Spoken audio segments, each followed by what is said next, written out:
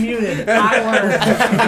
Over these 3 months. You've been prepping every day. Yeah. Setting up and leaving him on mute.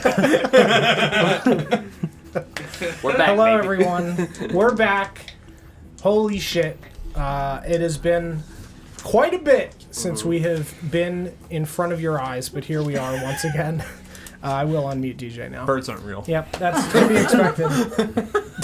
Mike, thank you for the thank you very much for the chat spam. I appreciate it.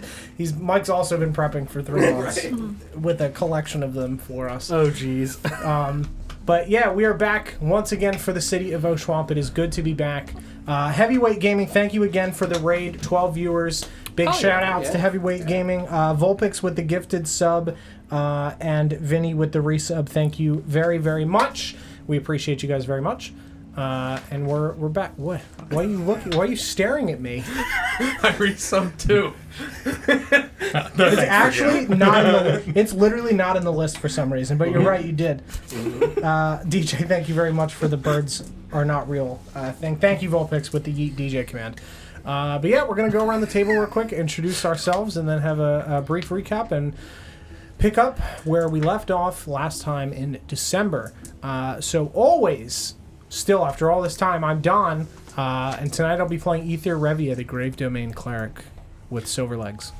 It's been a long 3 months, and I've done some soul searching. I've turned over a new leaf. I actually am Lawrence. Ooh. Wow. And I'm playing Yalumla. Wow! I never thought this day would come. Me either. That's just wild. We made a new friend today. I don't feel comfortable with the person next to me now. Who's this stranger? It's working. I'm Paul, and I play Felix. I'm uncomfortable for all the wrong reasons. I'm Glenn, and I play Vorst. I'm Sarah, and I play Ritora.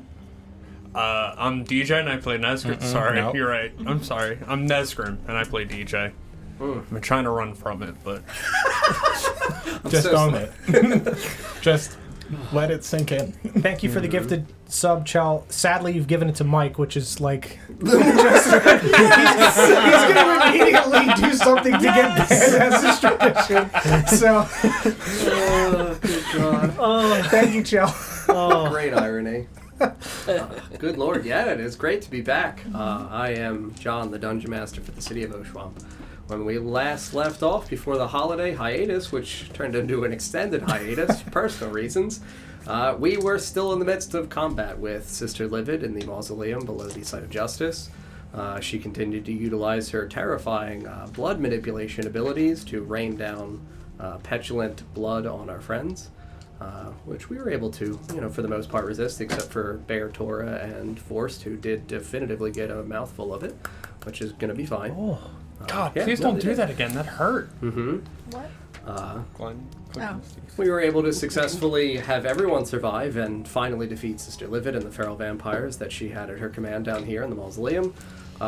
Celebrated, took a quick rest of... Good Lord, that was tough, but we're glad that everybody is alive, and let's get the fuck out of this crypt, because we don't want to just hang out down here. This isn't really our vibe, even though it is. We went back to Arthur Hartwood's mansion. Nah, dude, it totally is. We went back to Arthur Hartwood's mansion. We had a glorious meal. We talked about some things. Got a chance to finally sit down and actually have real conversations with Carolyn and Catherine, recognizing that they have...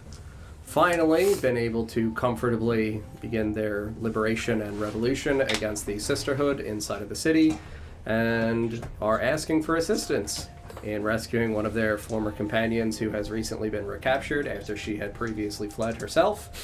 A good friend of Carolyn's who had previously also worked at the orphanage when Carolyn and Corin were both there.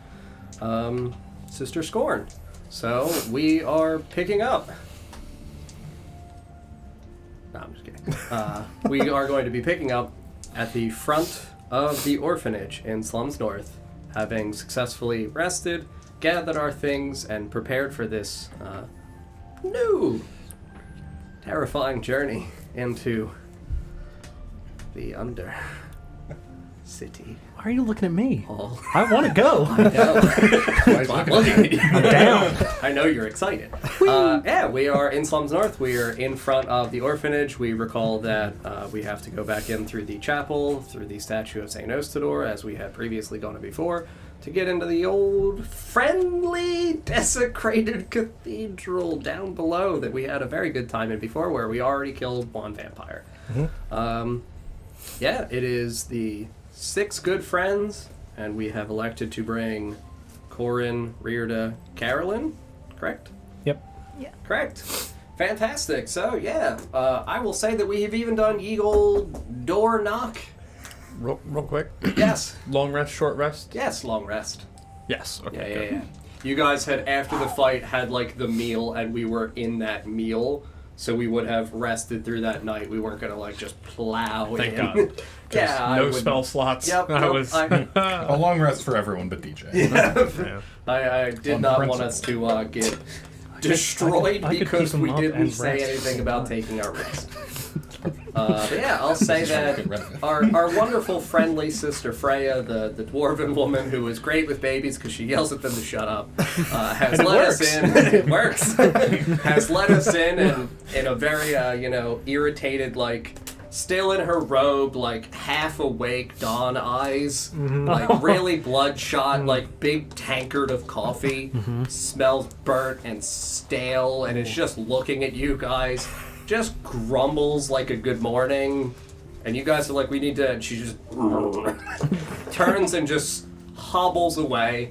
As she turns and hobbles, you do see that she definitely has, underneath her robe, there is a baby that is quietly cooing. As she turns and starts walking away, and her heavy footsteps start to slightly wake the baby, you just hear her. The baby's like, all right, man. Man, dude. It's a very talkative baby. Immediately just fakes returns to sleep and gives you guys a little good luck, thumbs up from outside of Sister Freya's robes, and you guys are here in the foyer of the orphanage. Where did it happen? What? You mean the statue? No, where Nesgrim died. Oh. Oh, that was. Which door? that was- It's on the way. Which door was it? We're going to pass it. Yes. Thanks for reminding me about that. I wonder Right if before we go fight stuff. Stay away from the doors. they have put up I think technically he. a placard. Is there a warning now? There's a fucking chalk outline on the door. I don't think he died in there though. Oh, that's right. I was drunk. Well, I was dead. You were alive when. Drugged? I was gonna say I was drunk away, but Dragged. Dragged. that's what I said. Ether did the drugs. Ether did the drugs next to your Yes, conscious behind. correct. That is where Ether first did drugs in front of you guys. As he skinned a man's head. I'll never forget it. He's like, yeah, I'll watch him. Look, things happen. Yeah, so I mean, the chapel is off to the left. You guys walk down the hallway. You see the big, large, scary wooden doors. Yeah. Those are the ones? Yeah.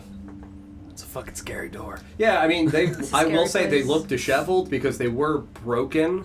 Part of them were like cut through because one of the combatants, I think, had either like a halberd or a great axe that he like struck it It was a with. halberd, yeah. Yeah, so he's got like the doors definitively have like intense battle scars, effectively. Some patchwork over it, trying to like piece it together. The frames like look obviously recently reset. So like yeah, they do look like, oh, these doors are actually kind of fucked.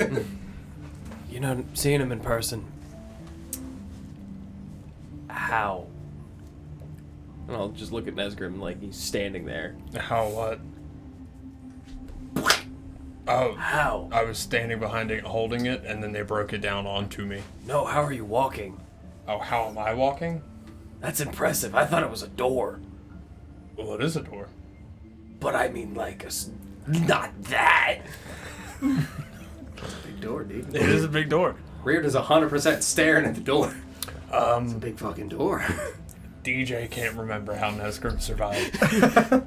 He healed you. You're or, welcome. Or I Sarah. was- No, you were chasing after Yeah. the two guys Yeah. with Paul, so it would have been Don that would have spared the dying. Ether saved my life. That's impressive.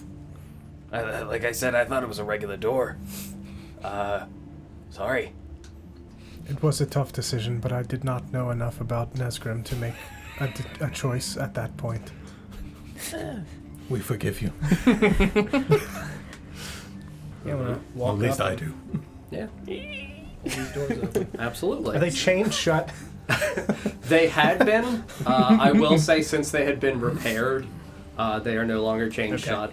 I mean, it's also 100%. The padlock would have been on anyway, and little orphan Brand would have picked it. Left it falsely secured anyway. In fact, it is that. The chains are there. The padlock is still there. You do see like a little, almost looks like it's written in white Sharpie against the like black, like wrought iron, like smiley face. It's like chalk. It's his call sign. So I mean, you obviously know it's fake. You open the doors, and the chapel still sits here. They had repaired the stained glass window of Sabrina that had been shattered. It is obviously no longer the stained glass window. It is now just reset, kind of like overlapping where a new window has been installed on the inside. So this way, the portion of the stained glass that still remains is on the outside. Sure. So it is fully blocked. And ye old Statue of Osidor is at the back. The good old cuppy hands. Yeah, I'm gonna walk towards it and grab one of the candles that I'm assuming is lit on. Assuming there are candles in here. There were torches on the wall That's that right. had been used previously. Okay, that's right. Yeah, I'll grab one of those. Do you remember how to open this? Yes, this in its hands. Are we ready for this? I'd like to look behind the pulpit where Bran was hiding last time. Mm-hmm.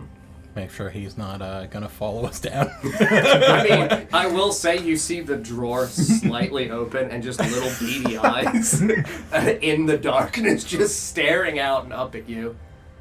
You should probably stay put. Yeah, no, it's real scary down there. Fuck that. Good. I'm not dumb. Make sure the other one doesn't follow us.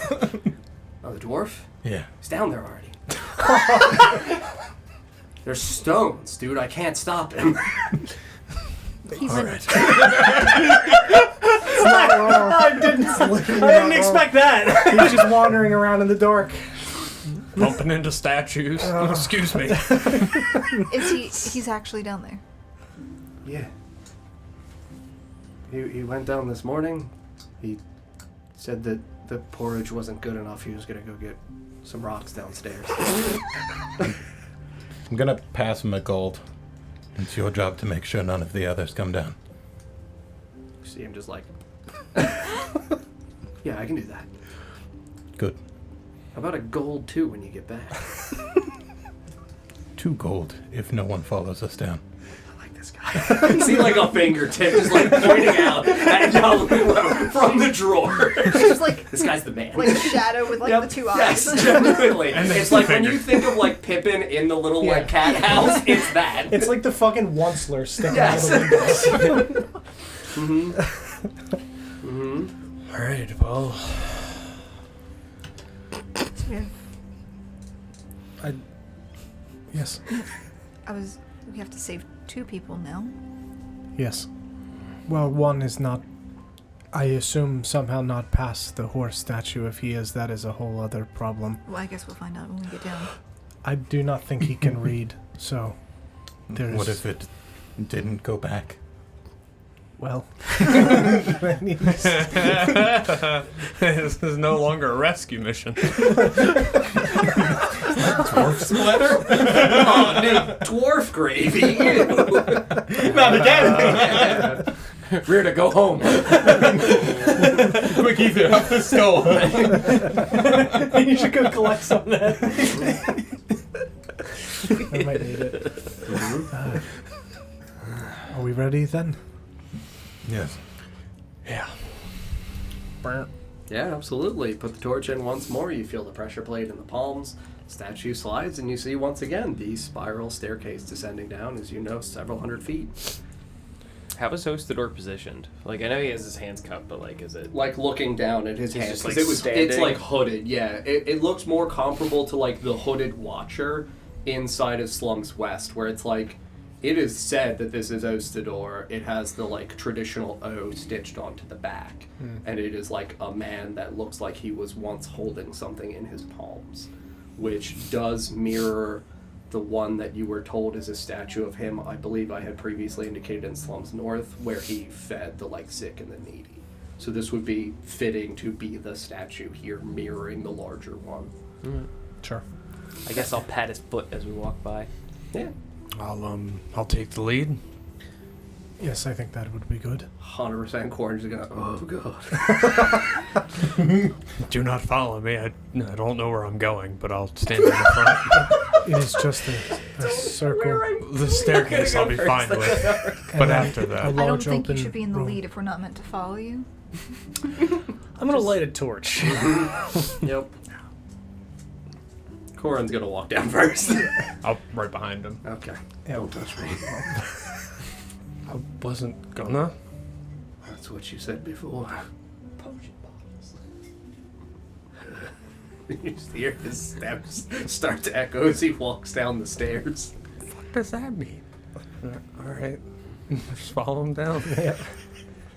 Very good. When did I touch Guessing we him? all descend the stairs. Fantastic. Yeah, again, it is several hundred feet. It goes from being craggy, misshapen rocks with no uniform to being more uniform to then once again being into the granite-like structure of what was obviously the dwarven created stone ruins. Wrought iron staircase the entire way down until it concludes at a brief landing. It's like a small little kind of, obviously now that you guys have been down here, still not very heavily trodden path, but it becomes stone, soil, and dirt composite, flat, out into the opening, and you guys know that it opens into the cathedral. That, Morning! Oh my.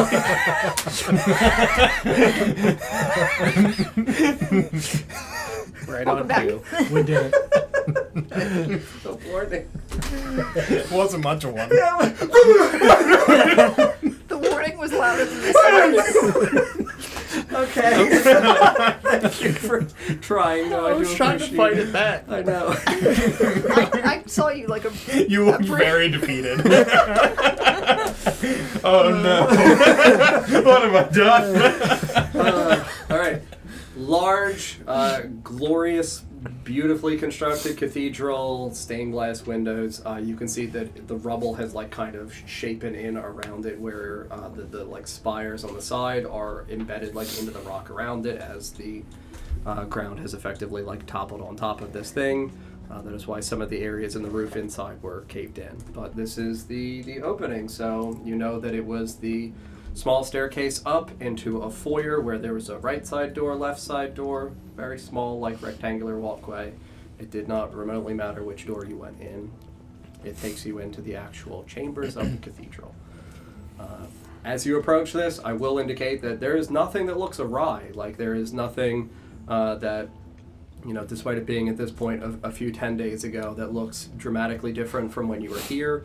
Same, still stagnant air, the sense of, muskiness and dustiness. Yes? Is there a trail of blood going up the stairs? No, dwarf fingers and, ransom note or anything. I more mean from dragging. Oh, him out of there. It would be, when you're in the, foyer, it would have been a lot more prominent. I will say that there is an area of that as you enter into the actual chamber of the cathedral, and you are in front of the pews and everything. You would see the larger dried pool of caked blood of oh my god, when you were dragging Nesgrim, points where he gushed blood effectively because he was so grievously injured. He was also. He was in the pool of blood, Correct. right? Yep. Yeah. Yeah, so I mean, still same thing with a bunch of shattered pews. I will tell you that you, Paul, is a torch lit. I will tell you that at the end of the other side of the cathedral, as you are here, pews lining the sides, you see the stairways ascending up to the choirs on each side, still the long intact stone pillars holding aloft the majority of the roof. Nothing again looks different. You see in the distance the statue set in once more. I will tell you that on the statue,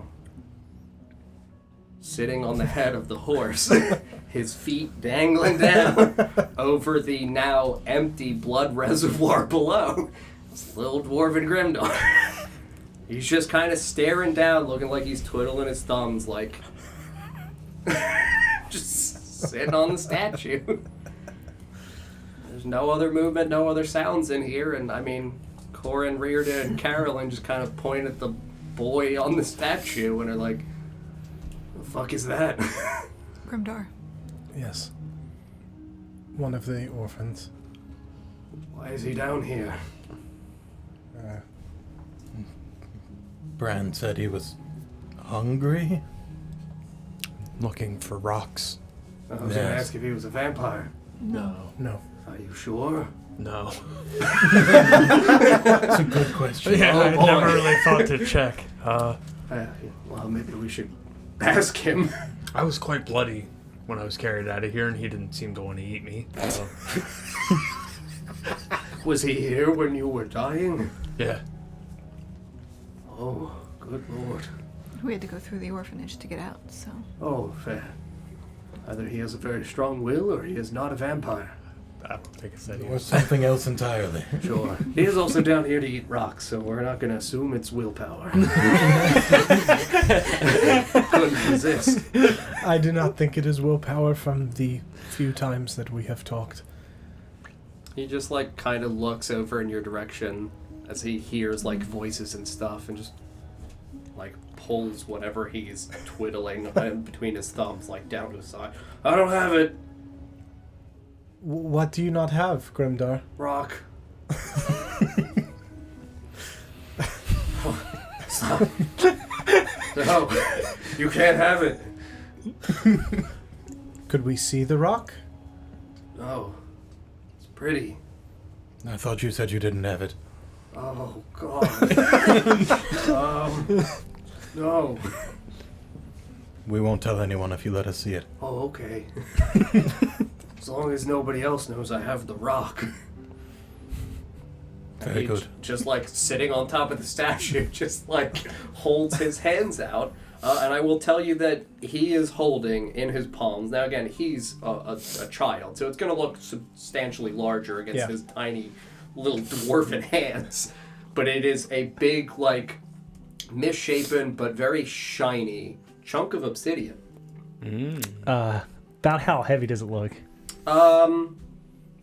It would look pretty densely compact, so I would say probably a couple pounds, but no more than that. And I will tell you as well that while he leans forward to do this, I'm going to see whether or not he falls. You got it. Yeah. 'Cause, you know, How How high heavy up is it? he? he's a heavy boy. Yeah, I can't. How grab high it. is he? Yeah. He's like 45 feet up in the air. It's Like 40 feet up in the air, so, you know. yeah. That's my only option. Yeah, I mean, I will say that he slides forward as he holds his hands out to show you the rock. Because you guys are, like, down at an angle, so he's trying to go, like, that. And you, oh, no! And he drops the rock! I'll grab it. Yeah, as it, like, flutters, like, a couple feet down, you very swiftly grab it with your telekinetic hand, and he just, like, slides forward until, like, his belt loop catches the snout of the horse, and he is now dangling from the horse. That's... Like, just, whoa! Just legs kicking out underneath him. Can I try and climb this horse to help retrieve? Yeah, The grim absolutely. Yeah. You I'll can- stand under him. Yep. You step into the blood. I cannot wait for you to get knocked out by Just a falling hold your river. arms. Just wait. No, my shield. He's so much heavier than he looks. It's like a slide. Yeah, I will tell you that you are swiftly able to hurry over while he is, like, slightly wiggling and struggling, and you deftly climb this statue and crawl along the neck of the horse. And I'm imagining just, like, grab him by the sides and just elevate him up, pull him back over the head of the horse a little bit more. Just look down. At Nesgrim.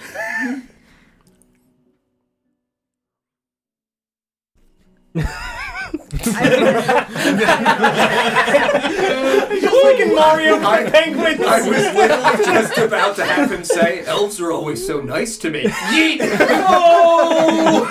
Hey, DM, how much damage does a falling 8-year-old boy do? Yeah, dude, not that much. About as much as a door. Damn it. Your shield up and he just like hammers you into the earth like a Like a nail. I Hit you with the bank bonks on the do way not down. even have rope. It's a good thing I landed on my fists. I got him. My rope went into the lava, Mm-hmm. and I have no more rope. Mm-hmm. You drop the boy. 45 feet? Dude, Nesgrim's there.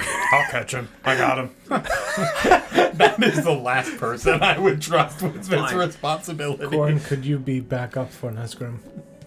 I got a good feeling about how this is gonna play out. I got him. Probably. Thank you. Just imagining Forrest with a drink. I'd love to see this.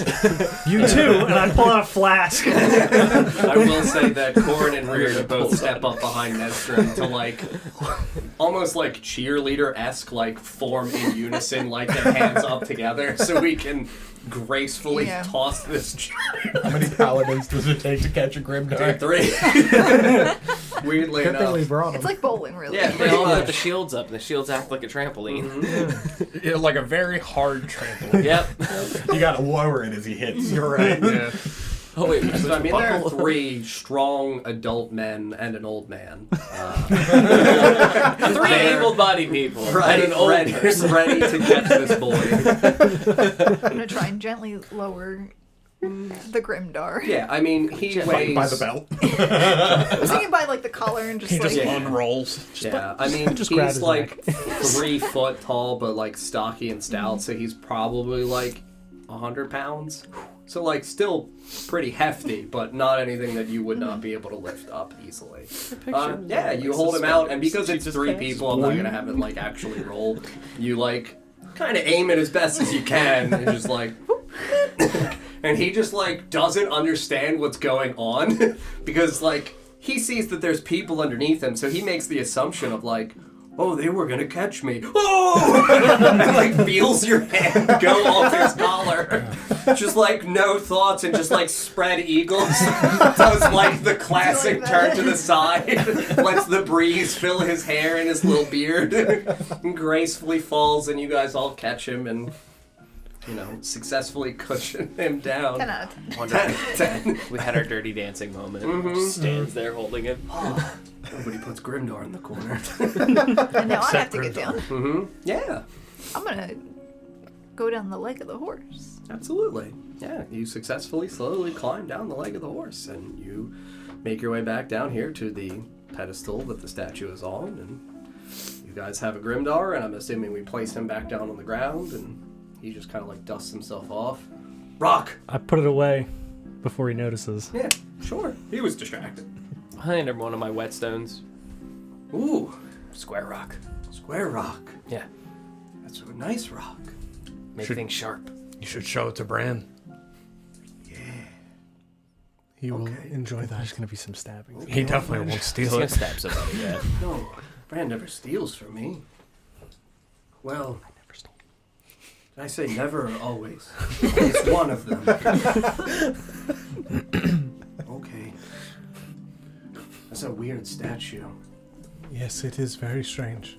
It talks. What does it say? Hi, Grimdar. Usually I have to try to move its mouth. Okay. And then I say, hi, statue. And it says, you're the best boy in the orphanage, Grimdar. And I go, oh, gee, shucks. Oh, gee. Don't have to be so nice to me. But then the statue's like, yeah, I do. You're like my coolest friend. And I go, yeah, I know. That is very good. And sometimes it moves, and I don't move it. Those times are weird and scary. Yes. There's people in the statue. Yes. Okay. I think you are right. I am? Yes. I'm not usually right. You are right. That was very helpful. Thank you. I don't know what to do with my life. Oh, what did you say the statue's made of again? It is, the pedestal is like stone and granite. The horse is like coppery. So it's got like kind of that greenish tint to it where it's like aged and oxidized. Okay. She is like a more nicely polished like bronze. Okay. You said it's green. Because it's aged. Yeah, it would still have like some of the color of copper. It would only have part of it be like a sea foamy green from where it started to age So we're and not able to tell what it is underneath. I'm sorry. Did you say it? Because you said it was a green. You would be able to tell that it is copper because it has copper, but also small parts of it are sea foamy small green parts. from where it has started to rust. The patina. Yeah, thank you. Verdigris. I'm sorry? The patina. You know, when brass ages, it gets that green. That's why the Statue of Liberty's green. That's what I was thinking of. Yeah. Yeah. Okay. That's what it's like, copper. Grimdar, I think, was Bran playing hide and seek? I think he's still hiding. Oh, not down here anymore. I No, found him he- down here. He was down here. Uh-huh. He He was in the choir singing. At least I think it was Bran. They knew my name. I So think it he was. was probably Bran. I think he was hiding upstairs. Nobody knows my name but Bran. He, Your name? I thought you said the statue knew your name. Oh, God. We know your name. Oh, God. Ooh, that's nice. You're famous. I'm famous. Famous star. That's what they'll call me. Famous star. Well, I guess Grimace is. I like that one better. Suddenly, I really want chicken nuggets. So hungry. Ooh, where's that rock? And he just takes the whetstone, starts sucking on the end of it. Gritty. What are we doing? No. Plug. I don't want you to become a fanatic. I'm not gonna say anything, and I'm just gonna start shuffling him towards the stairs. Go upstairs. Out of the blood reservoir? Or... Out of the if he's still in the blood reservoir. we're Then all no. still in the blood No, reservoir. I'm not down there. Okay. I would not think so. I am also not standing in the blood I reservoir. will stand in the blood reservoir and Yep. shuffle him out of the blood reservoir. Yeah, so you start like pushing him and he starts taking like little Grimdar steps. Where are we going? You have to go back upstairs. Oh, my friends are down here. You guys are here. Bran is upstairs. Gran is definitely upstairs. He was definitely hiding. Yes. Okay. He's waiting for you to go find him, I think. Yes. Upstairs. Brent said he's got a gold for you. But A gold. a gold? That's my favorite rock. Mm-hmm. Okay. Did like that shiny black one. That one's way better. The square one? Yeah. Okay. Where did you get the shiny black one from? The people in the statue. Oh, okay. When you say in the statue, Uh-huh. you mean in the statue or under the statue? In statue, the mouth. I sometimes move the mouth, and sometimes the mouth moves itself. And gives you Rocks. shiny black rocks. Uh-huh. How many times has this occurred? One. Just now. That you would mean. be sometimes. Just Yeah. now, Justify a I trend. came down here and is was a sitting on the reason. horse and said, I really wish I had a black rock. And then the horse, or the lady on the horse, her mouth said, okay. And I was like, wait a minute. And then I looked and there was a black rock in her mouth. I really wish I had a black rock. Tell you that nothing happens. No. You gotta be on the horse. Don't you like horse? No. Oh. Me neither. Nobody Gently bites and nibbles on the end of the rock. You should definitely go back upstairs. Yeah, there's porridge. And Bran. Ooh, raisin bran. No, just Bran. Bran doesn't have any more raisins. He might. He might. He just starts scurrying away. He's gonna go up there like, you owe me a gold and raisins. He told me so. He's gonna forget about both of those things on the way out. He absolutely, as you hear him running, you hear his footsteps start to trail off. You hear him hit the foyer because there's like the echo. You hear actually him hit the stop foyer. and pause and go, what does Bran have? Oh. Ooh. Rocks. and you hear just like a couple footsteps, and then you just hear like the loud, like pinging noise of a little chisel hitting rock. Just ding, ding, ding, ding. That's a good one. How long did it take to get down the stairs? Maybe like 2 minutes, 3 minutes. I'm gonna escort him up the stairs. You just walk over and you see him against like the area for where the cathedral has like natural stone against its like polished nice granite, and he's just like taking the tip off of some of the cavernous stone rock. Just takes like the little cap and just like looks at it and sees you. No! My rock. You can keep it. But you have to go up. I got this for you. And he holds out the rock. You're a nice elf. Thank you. Uh-huh. That'll keep you safe. Safe rock. I'll make sure I hold on to it. Okay.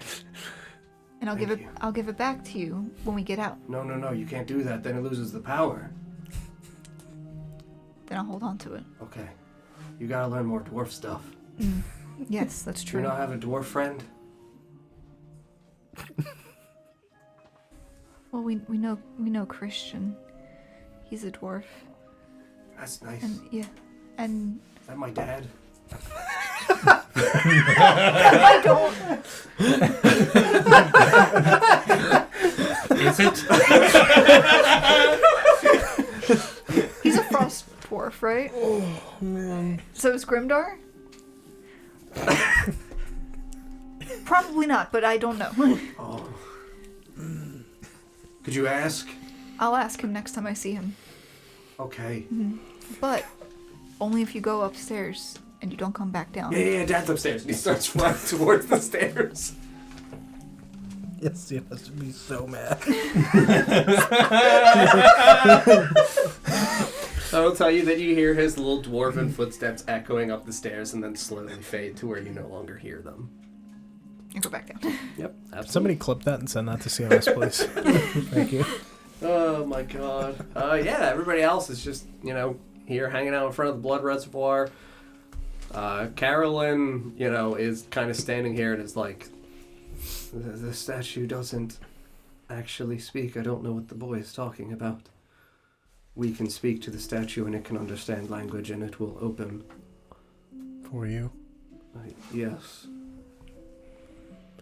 We only had one interaction with it, which was reading what was on the side, and it chased us out. Yes. That's a terrible thing to have happened. I'm very sorry. It is alright. We were trespassing. Indeed. Yeah, I mean, she steps into the blood reservoir, and I will say, at the center point of the pedestal in the blood reservoir, and, looks up at the statue, and says once, she is at that point, "Blessed Mother Misery, welcome me home."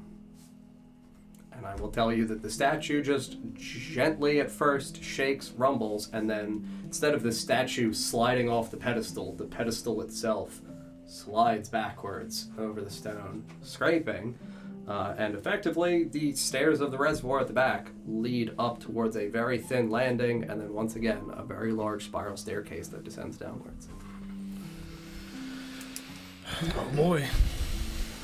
Yes. Simply because she had said it previously, the information that because you had asked for a map for what she knows, Okay. she had indicated that at the bottom of the steps there is effectively a pretty large antechamber where some feasts are held on occasion. Then there's a connecting pathway that extends out from the antechamber that concludes effectively in an alcove, comparable to what we would think is like an old-timey elevator, where again it is an alcove where it has a descending mechanism with a lever that does lower you because it's pressure plate, so it is stone, so it's more like a pillar that can rise and fall. Sure. And that is where she said that she knows that the people who are imprisoned are held, and that is an area below called the atrium. And that she is not certain where in the atrium Sister Scorn is held, but she does know that she is down there. And that she and Catherine, you don't really go to the atrium, you are summoned to the atrium. Okay. So, she knows how to get there, has an idea as to what is down there, has been down there previously, has not gone through all of it, and has only gone through one of the many extending hallways down there. Oh, look at the party. So you didn't make it past this. This is as far as we got the last time. We didn't we were say here. the right word. Or I wasn't here. Never mind. I was busy. Yes. Is Yes. the spot where the names of the sisters were written under the statue That is on the pedestal on the sides. is another one of those names? Livid is now gone. Yeah, you guys, especially you who can read Infernal, would see that the name Livid. I mean, can read the native language of your people. I'm sorry? I've never said that. Infernal. I believe what I said was, it's Infernal. kind of like Elven. What is that? Names. Ours? No, I believe they belong to the sisters. And with them being crossed out, like it's like It's a not that line they're drawn. crossed out. It is that effectively, like, the area in which... Because it's carved into the stone. Uh-huh. The area in which the stone was carved in has collapsed out. Oh, okay. Yeah, so it like is, the like, name just expelled. Yes, it is expelled from it. And yes, the name Livid would be gone. Do you know what this black stone is? Yeah, she would, aggressively shake her head like, no, like, I have never seen nor used a black stone such as this.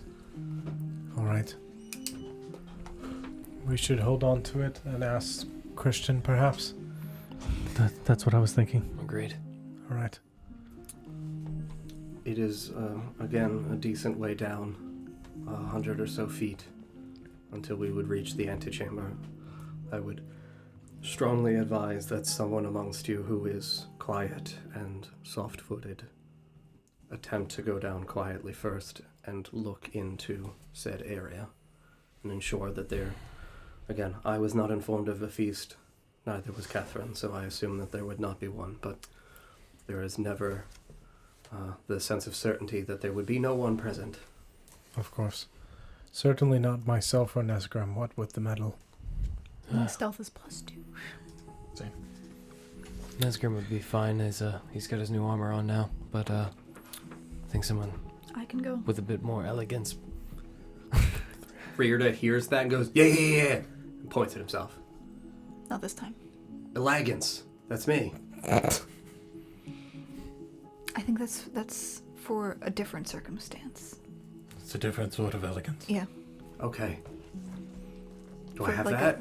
like a fighting The kind. other kind? Yeah, Yes, yeah, yes, yeah, definitely. yeah. This is, We're- yeah, this Yeah. is a sneaking kind. Oh, no. I would yell and bite them. Mm-hmm. Yes. We'll save yours For for later. the fighting. Okay. I suppose it might have to be me.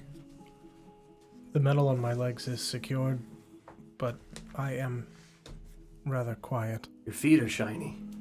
Shiny Yes. I feet. mean, we've been walking with him. Is he making more noise because of the metal legs? Because I would assume you have shoes on. Yeah. Yeah. Because you can't see without the light, right? Yeah, I mean, I would also say you can comfortably fit pants over them as well. Sure. Like, if you want to just, like, Pooh Bear it out here, dude, go ahead. Are you sure, Kyle? I'm ready to kill these vampires. Only go I to have your a blanket. I have a blanket. put some pants on. Good lord, at least wear a kilt. We've been walking with them. Is he making more noise? A lot of flapping going on. So yeah, stealth disadvantage. It's the damn clapping. No, I guess I have pants on. I would hope. Over the legs, I hadn't considered that.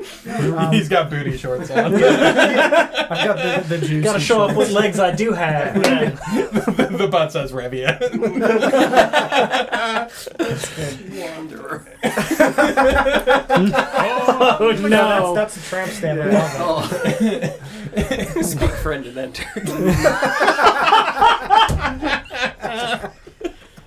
the arch at the top of the arch too. Just the top of the arch. That's the waistline. Ritora, can't you turn yourself into a little stoat?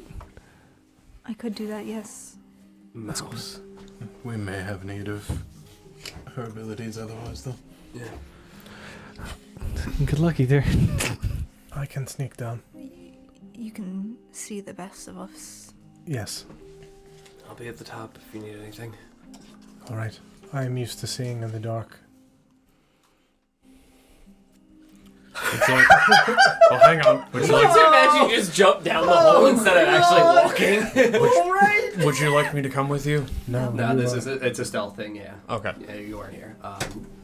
Carolyn had said like Take him away from us, John. we don't know whether or not there's actually going to be anybody in the antechamber down below. Your best bet is to like have somebody try to quietly go down and get like a little bit of recon before we're just like we're gonna have to single file down in the stairs. It's not great if we're gonna be entering into a fight and we're single file on And stairs. they hear us coming a mile away. Yeah. That's fair.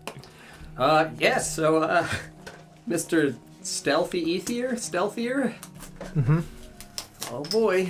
I'm actually pretty stealthy. Oh, yeah, what's your mod? +4. One day. Oh, okay. One day. Proficient? We'll get No. there. He's got the highest mod out of any of us. Yeah, what?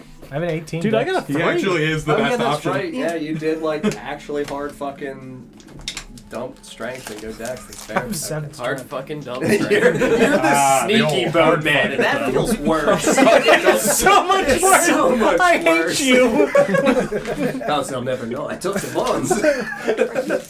He's just He's used to sneaking around. Yeah, I'm not dragging the bodies back. I just take the pieces. silently huffing them behind the headstone. You're the weirdest fucking dude in this party, and we have a lot of weird people. You just hear like a fat like sniff, and then his head shoots up from behind the tombstone. What? Good catch. Yeah, so I will tell you once again, it is a wrought iron staircase that descends down. Would you hold the railing as you descend?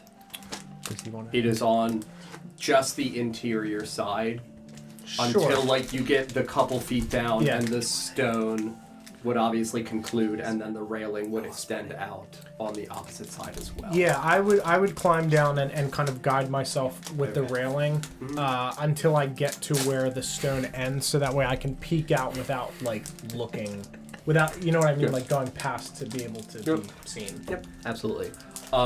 So in this effectively like a tunnel that descends downwards, the stairway is, look towards me real quick.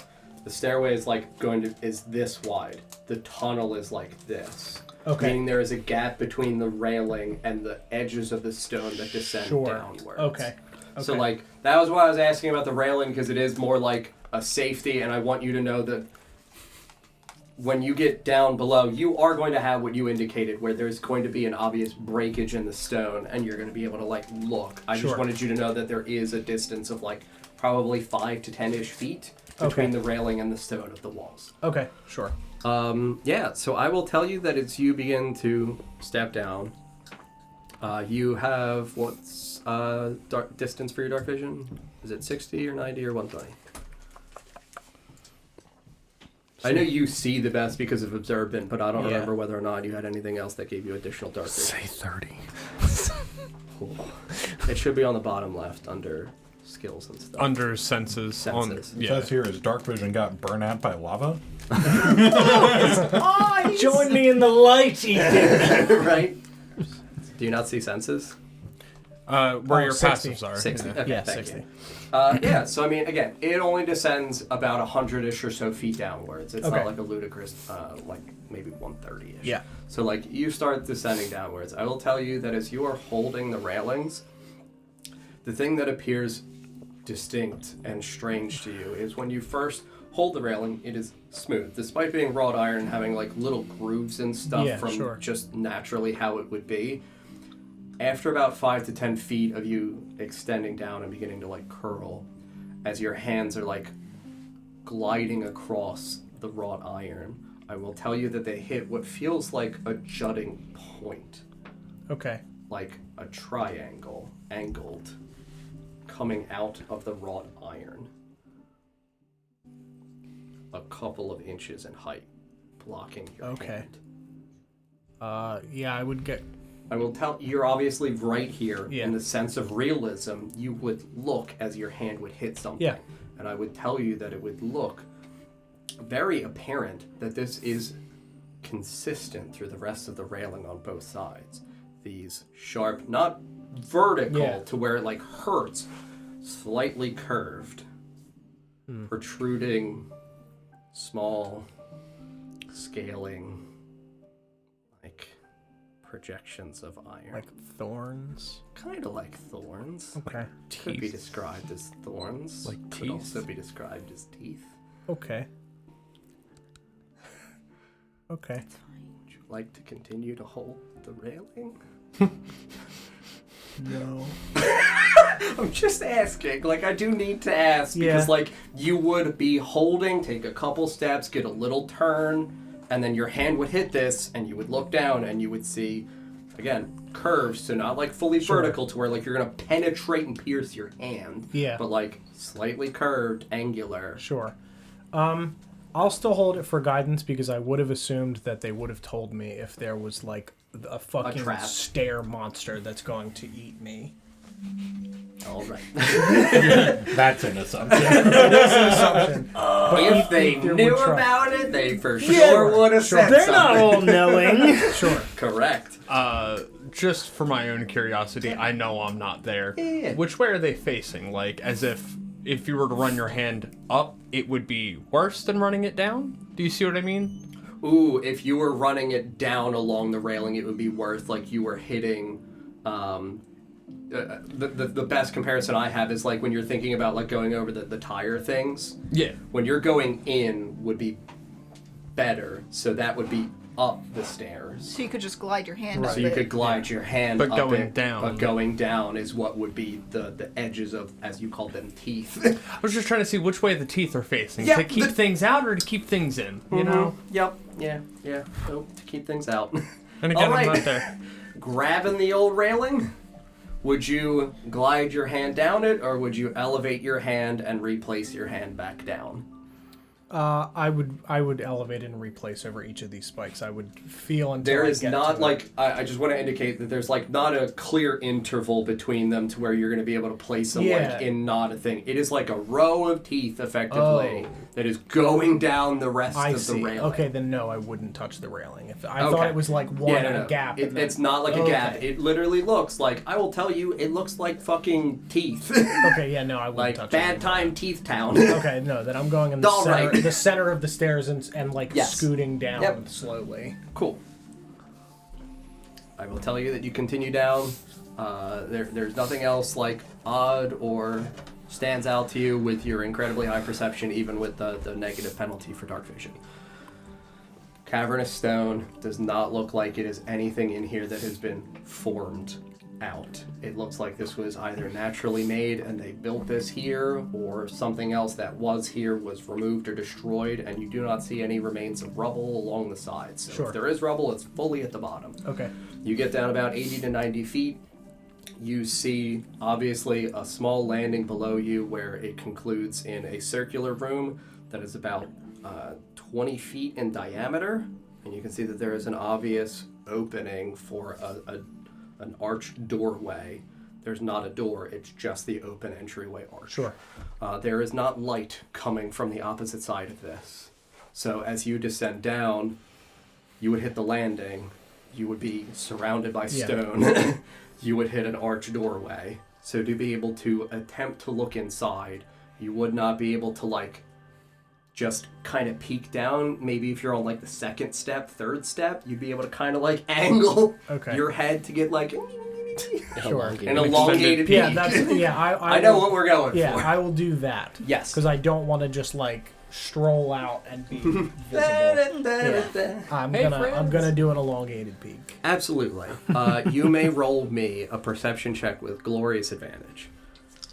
Glorious elongated peak advantage. Mm-hmm. Even though dark vision would give you the opposite, it is still to me. You've got those ether peepers. That is an 18 plus 8 perception. Fantastic. Nice. So, Yeah. And like, I'm also saying it's going to be a roll with advantage because it's not like you're just like, oh, Yeah. like taking a quick one. Like, Yeah. you're taking an elongated peak. Yeah, absolutely. So, like, you sit quietly, like, pull your breath in and sit quite silently on, like, the second last rung and, like, give yourself a good angle to be able to see. Obviously, you're not going to be able to see to the immediate sides of what is on the archway in here because that's how vision works. About 10 feet in, you can see that there's a pair on opposite sides of tall, smooth, nicely polished and constructed marble pillars that ascend up outside of the edge of your vision, which you would just immediately assume are there for support. Yep. You can see that the floor in here as well is, even though it is dark, you can tell that there is that, like, thin shimmer of whatever ambient light might be from anywhere in here. Even just like the grayscale of your vision, you can see that it is so much of a lighter gray that the marble in here that would comprise the floor is probably white. Okay. And if there is anything inside of it in terms of just like coloration for the marbling, it is pretty infrequent. So it looks like white floors, white stone pillars. Okay. You hear no movement, you see no people. Another like 15, 20 feet beyond those initial set of pillars, you see a secondary set of pillars. I will tell you, beyond those second pillars, you see that there is a decently sized dining table. Pretty ornate looking wood. In dark vision, difficult to tell, but it would look like a darker cut of wood. Sure. You can see that there are chairs on the either sides. You can see that there is what you would probably assume is either the head or the tail of the table, where there is again a chair, but it would be back facing you. You see no people. You hear no movement. Okay. Yeah, if I don't see or hear anything, I will creep back up the stairs, not touching the railing. Get back up to my friends. Yeah, absolutely. High stepping. Yeah, like a moment or so goes by, and you guys see Ether walk once back up to the height of the stairs. I'll convey to them what I saw, the shape of the room and the layout and everything. I did not see or hear anything. It was completely silent. There are weird spikes on the railing of the stairs, about 3/4 of the way down. I will tell you that when you say that, Carolyn does not look at you in like surprise. She looks almost disappointed in herself. Forgive me, I'm so sorry. I'm so used to their feel that I completely forgot that they are a feature of the stairs. They're not so much a trap as they are a decorative element indicating what is at the bottom. Understood. A great mouth. Yes. Well, I No did harm not. to you, though. Fair. I did not touch them after that point. Just in case. I figured you would have said something if it was Yes, of they are grave not importance. forgive me. They are not a trap, but yes. Right. It is good that none of the sisters are currently present. Yes, I did not see anything unless they were on either side of the doorway at the bottom. I would doubt it. People are not often permitted in here unless, again, they are summoned or called for, or there is a feast or a meeting that is taking place. It is usually here in the antechamber. Sure. Well, then I think we are clear to head down and get across as quickly as we can and quietly. What do you think? Lights or no lights? I will tell you that the antechamber itself is effectively a contained rectangular room. If there was going to be anyone in it, your friend probably would have heard them. At the opposite end of our entrance is where the alcove is with the elevator that will take you down below. Right. And I would have Yeah, heard clear. that if it moved. I need it or I can't go. I'll carry you. Everybody heard him.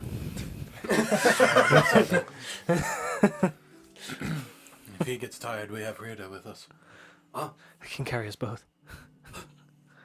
what am I carrying? I'll point to me. Felix. And I'll point at Felix. You need a piggyback ride?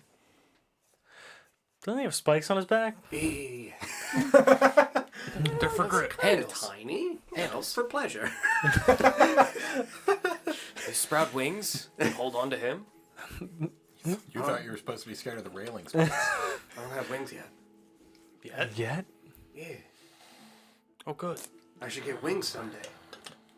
Big black ones. I'll ask Mr. Arthur. Kind of like leathery skin. Is that Like Shiny, though. Like a bat? Yeah. That's what some of the things had in the Citadel. Things? Yeah. I Some of the weird orcs. just gonna give him a look like, please stop. we'll have to address that later. Yes, Okay. we will need to talk about that when we return, I I'm think. a big fan of breadcrumbs. Yes. Okay. If you would not mind carrying Felix. Oh, yeah. No, it's okay. Oh, I'm sorry, I can't put them away. Not yet. Not yet. Maybe later. Okay. But back up. Okay. Corin would look at you. I could carry you. Guess I'll just look at, like, Carolyn, Catherine. Any other takers? I mean, Carolyn's pretty fucking strong. So, I mean, she would look at you. She'll carry you like firemen carry you like a baby. I can How also much just do you weigh? Shit. I can lift That's a great question. I don't remember. 350 the shit pounds. out of you. Yeah, you got me. I'm like 250, I think, or something Okay. stupid. Rita, you can carry me if you'd like. I think that would be helpful. Okay. Like, Probably not. Maybe on your shoulders. oh, a piggyback. Yes. Okay. Lower back. Whoop. Yeah, dude, I can give you a ride bareback. Come on, hop on. Yeah, he kneels down in front of you. Yeah, I'll climb on. He is the older brother person, so he would Yeah. absolutely be very familiar with the idea Yeah, of getting piggyback yeah, I would rides. put my feet on a couple of the spikes to get a little bit of. You know. There you go, dude. Yeah. Ooh, these are actually cool features. Yes. Nice. The Brita has spokes. Pegs. Do a wheelie. Like a BMX bike, Dawn. Yeah. So you're on Rearda's back. Carolyn, like, again, steps towards you. She's in full fucking plate, so, like, she's ready to go, and it's like, over her shoulder. It was a joke. Oh, I'm sorry. Sorry. No. Is it okay? Dungeons and things like this are very tiring. And I understand that magic is something that can very swiftly exhaust a person. So, if you do actually need it, please just let me know. Thanks for being understanding. Of course. Thanks for offering, Nesgrim. You're very welcome. Do you still have the giant backpack of shit? I think I've done enough carrying up to this point. We just literally treat you as a pack mule. Yep. I think get mad at you when you make noise. Sorry, I meant I've been carrying the party. Right. Nesgrim, would you like to go first? Sure. Good.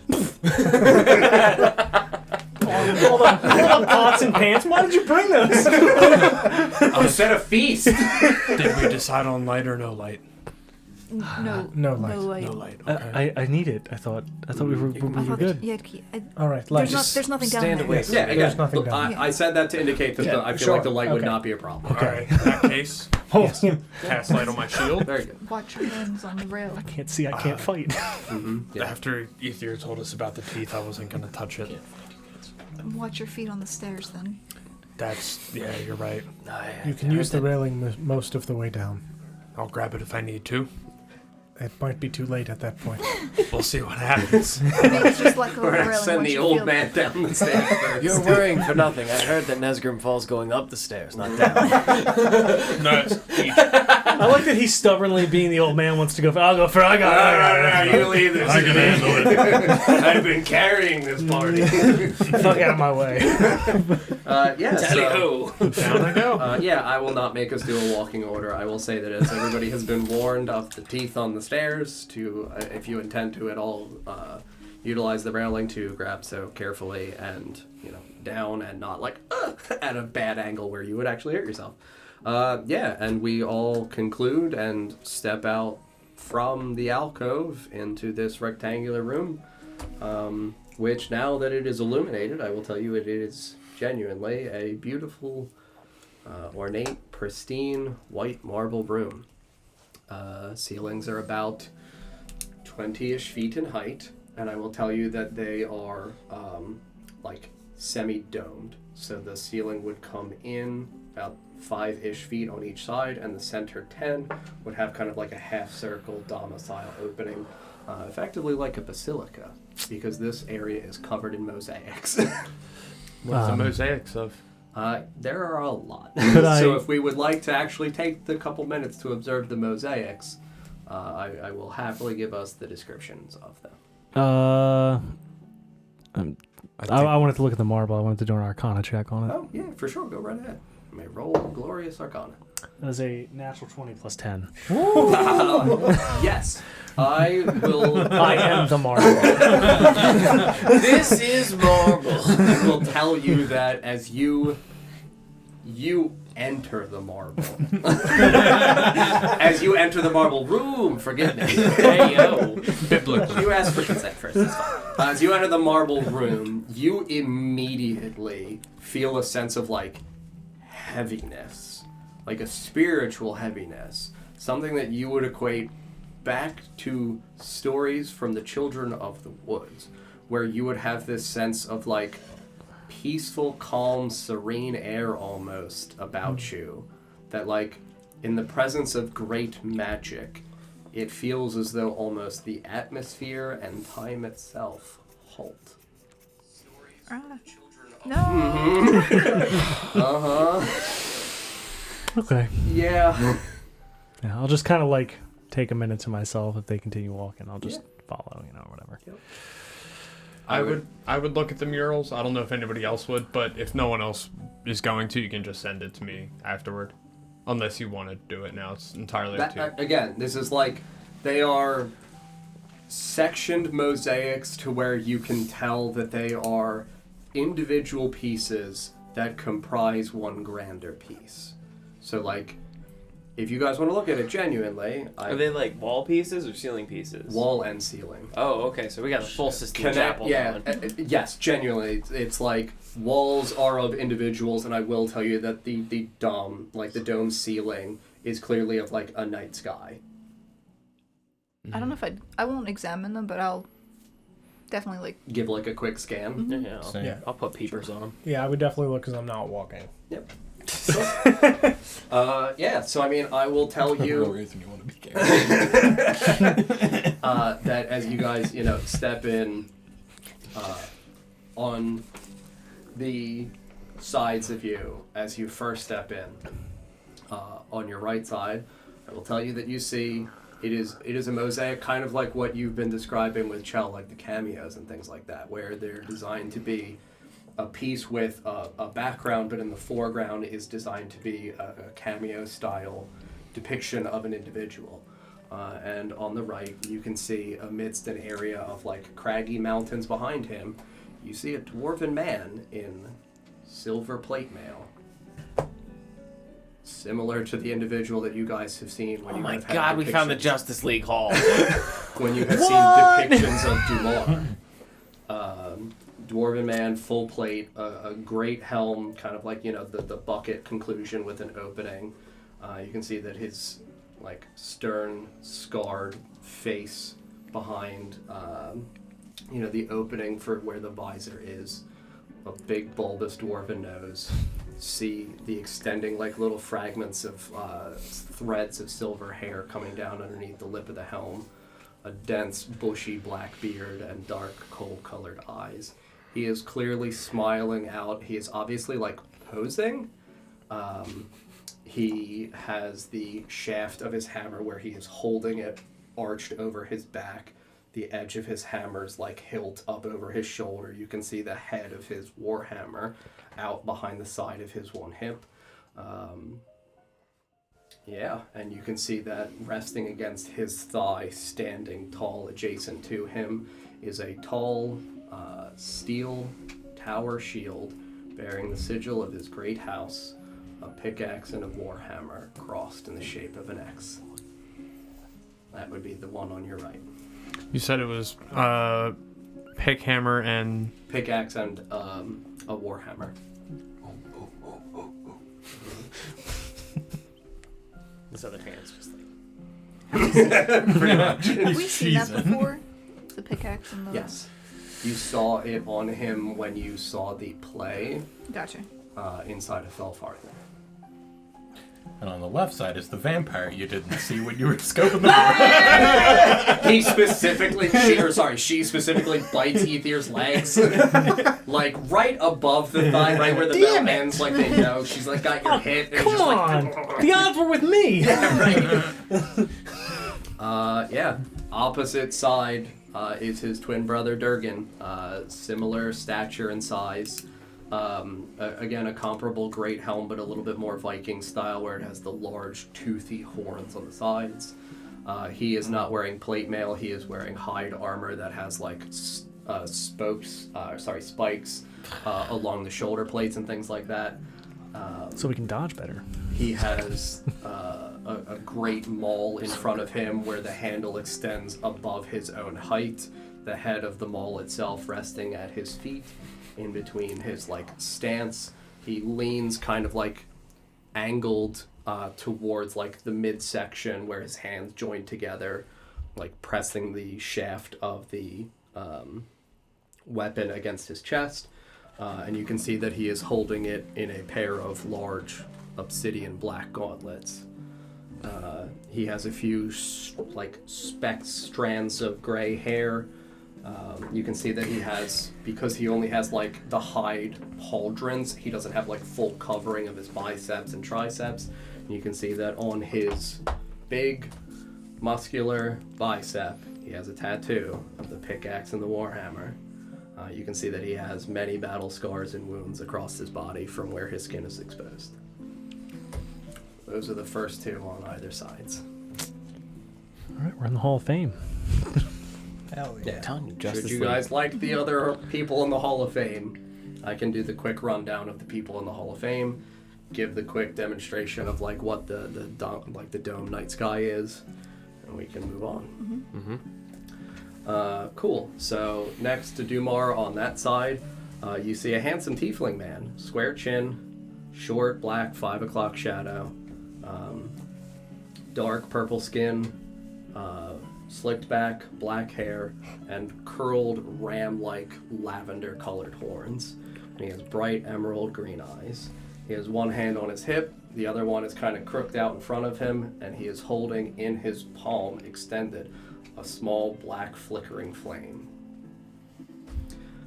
Opposite side, a short halfling man, auburn hair, shitload of freckles, really strong pointed nose, and light brown eyes. He is smiling fucking ear to ear, and he is like posed where he's like clearly leaning backward, like little chubby tummy, big old fucking tankard of ale, and you can see like hanging off of his one hip attached to his belt is a little lyre. Please let me down. Next we go to a darker skinned elven woman, not Eladrin long ears, but traditional elven ears. Black hair, light brown eyes, a very warm, friendly smile. She has a green cloak, brown tunic, brown pants, light brown boots. She is resting both of her hands at the top crook of a long bow that she is kind of like, again, posing, but like leaning on like almost lovingly. And adjacent to her, at her side, slightly in front of her, sits a tall, standing white wolf. Then there is, opposite side, a middle-aged, lighter brown skin, kind of older-looking man, salt and pepper hair, but predominantly gray, slicked back, stubby, salt and pepper beard, very piercing, bright blue eyes. He is incredibly chiseled and well-defined. He has a fur cloak. He has a tunic again, but it is sleeveless. He has bands and wrappings around his arms. And then a pair along his belt on either side, silver-bladed chakram. boy. And behind him, ever so slightly, not like of incredibly sizable quality, are a pair of small, pearlescent, feathered white wings that kind of curl slightly forward, enveloping his shoulders down to like a little bit behind his mid-back. Opposite, similar appearing woman, a little bit shorter, comparably muscular and strong, very charming smile, also looks middle-aged. She is standing, leaning back ever so slightly, in the way that like people would pose with like a baby, but she's doing that with a long, shining, pointed rapier, like proudly displaying something. Opposite there. Did you say she had wings as well? She did not. Next one is a black dragonborn man who is above average height compared to like the other people that you have seen who have all been, average human looking heights. So like pretty imposing, but he stands with one hand high, wrapped around the bark of a gnarled branch, which at the head of it is kind of cut, cloven open, and you can see that there is a tall,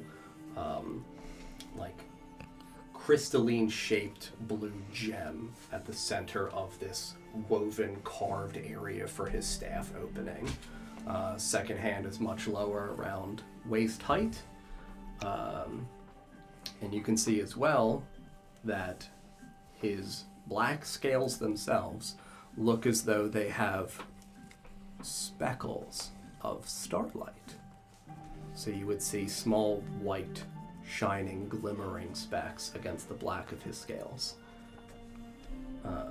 You paid extra for that. Mm-hmm. The next one is a darker-skinned black elven woman with long, very curly, regal-looking silver hair, light brown eyes, and she stands with a tall kite shield kind of resting, pulled back against her chest, her other arm clearly indicating that she would be going to unsheath something behind the shield. You do not see what this is, but effectively it's like, hey, like bodyguard, I got it holstered.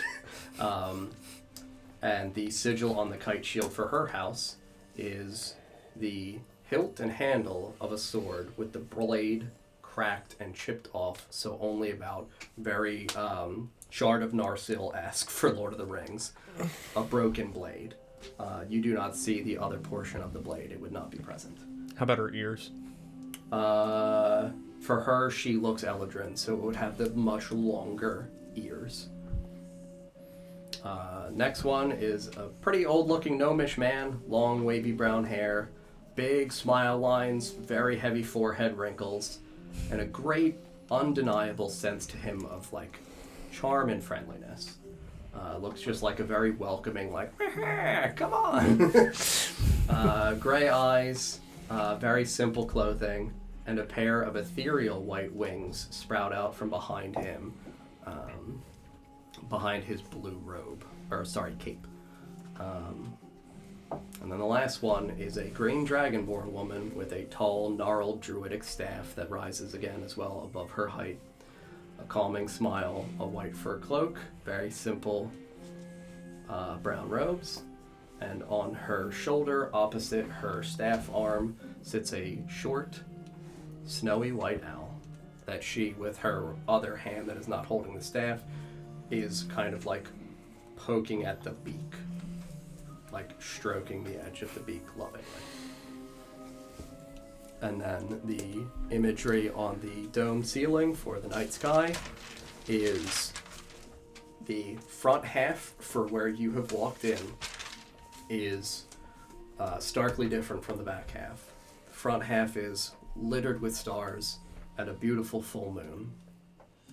And the back half is a starless night. And you can see, obviously, against the mosaic, what would look like the indentations for where a circular moon would be, but it is enveloped in a dark black eclipse. So like instead of it being a white moon in the ceiling, it's like they used a black piece of... Okay. Yep. That would be the end of this rectangular room, and at the back end of it would be the small alcove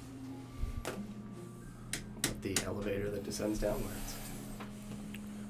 Alright, friends, if we're ready, this room is kind of spooky. I don't want to be here anymore. Actually, one of the nicer places we've been in a couple days. It's quite. Yes. Yeah, this room is gorgeous. Yes. I mean, it is underneath of a defiled church, but it's beautiful. 11 murals I have counted. You are right. Sorry, I didn't scroll down. 4, 5, 6, 7, 8. The last one is on the next page. No, I ran out of room. I'm very sorry. Glad I asked. Yes. Good job. Yeah. Thank you. Yeah, the last one. An elven woman with long blonde hair, slightly curled like Shirley Temple style. Brilliant, bright blue eyes. Blight eyes. She's got blight eyes. The blight blue eyes. Oh, God. Bright blue eyes. She wears plate mail very similar to Dumar. She has a long sword in her hand. The blade, held horizontally with the tip of it resting in the palm of her other hand. A small buckler sits at her feet, kind of leaning back against her greaves so it stands tall upright. And the house sigil on her buckler, a pair of cupped hands with a small silver chalice decorated around the banding with various colored gemstones. And no names on the reliefs? No, they would have had names, but I will indicate to you that at the bottom of each of them would have a placard, and each name would have been heavily scratched out aggressively, like destroyed, defaced. Does there seem to be any relation to the positioning of these murals around the room in relation to what they're underneath on the ceiling? Stars or anything like that? Do they seem intentionally placed, or do the stars seem... I will tell you that the placement for the people seems to be more in relation to who they are paired with. Opposite sides. In terms of opposite sides? Yes. So, Durg and Dumar are individuals Right. that were described to you as brothers. There is another set of individuals that were described as a brother and a sister. They would be opposite each other. Right. The two comparably aged black people that are in the one in the chiseled kind of muscular tunic shirt, and the other one with the pointed rapier. Right. Can you post those descriptions? Yeah, on yeah, Discord? yeah. I'll share it. Also, it's been a super long time, but if I'm remembering my own stuff correctly, I would have cause to believe that the stone that I carry around may be related to what I would assume some of these figures are. Yes. Do any of these figures seem familiar to me in any sort of way? Not that Yes. because they would be, but Yes. does anybody happen to seem familiar to me? Yes. I would tell you that the one I just indicated, the last one. Yeah, the middle-aged, he's a lighter brown-skinned guy. Okay. Gray hair, slicked back, salt and pepper beard. I would tell you that he, in his presence, if you were to stand close enough to get a better look at it, you would be able to tell that there is almost stitched or painted against the edges of his outline is a very slight, chillingly pretty blue slash aquamarine-ish outline of him, almost indicating the presence of an aura. Sure. I guess, glancing at that one after he's said, let's get out of here, this room's kind of creepy, I would look back at that one and I would think to myself, where are you? And then I would prepare to leave this room. Absolutely. Yep. I would tell you that as you think that to yourself, gem perpetually in your hand, that there would be a kind of pulsing, chilling resonance against your palm, which again, you don't really have much feeling in your hands anymore anyway, but a concentrated sense of cold in the center of your palm. I would also say sufficiently that you would feel a connection to this thing in a sense of wholeness, completion, and oneness. That this does genuinely resonate with me, and like in the presence of this thing, there is a spiritual satisfaction that like I have felt previously in my life when I was much, much younger. And I was like questioning things as to when am I going to feel whole again. Very good. Yeah. Continuing. To the elevator. Absolutely. I will tell you that at the hall, the elevator itself, that alcove is pretty sizable. You guys would be able to pack in here to be able to go down in a singular trip. I do not know if that is what you guys would like to do. Catherine, having been down at the bottom, would know, like, this concludes as a small landing and then opens up into effectively a large hexagonal shaped room with 5 extending hallways out of it. So the atrium is not a large room, maybe 30-35 feet in diameter. Are they free roaming down the halls? Not often, no. These hallways are used for things. Each of them serve a different purpose. We would only ever meet inside of one of the hallways. We would walk, and there was a chamber at the end of it. Do they have any guards or security that runs through here? No one comes down here. No one that does not have purpose to come down here, or is brought here. Right. No, the one that we're looking for. Any distinguishing sense?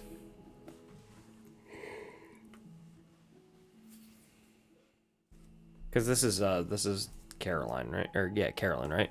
That we're with. Mm-hmm. Yeah, so she's never seen me hunt stuff before. Correct.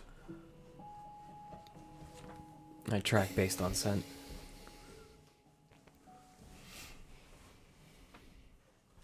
Like fir trees.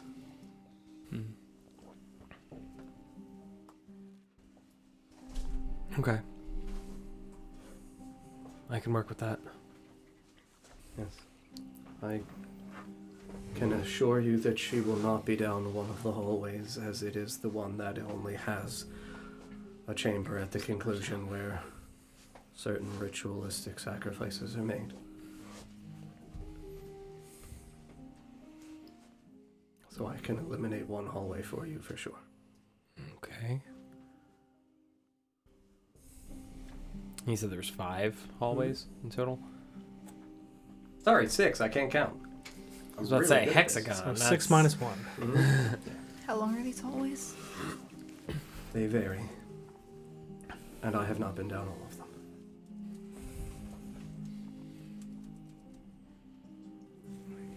Forst is great at tracking.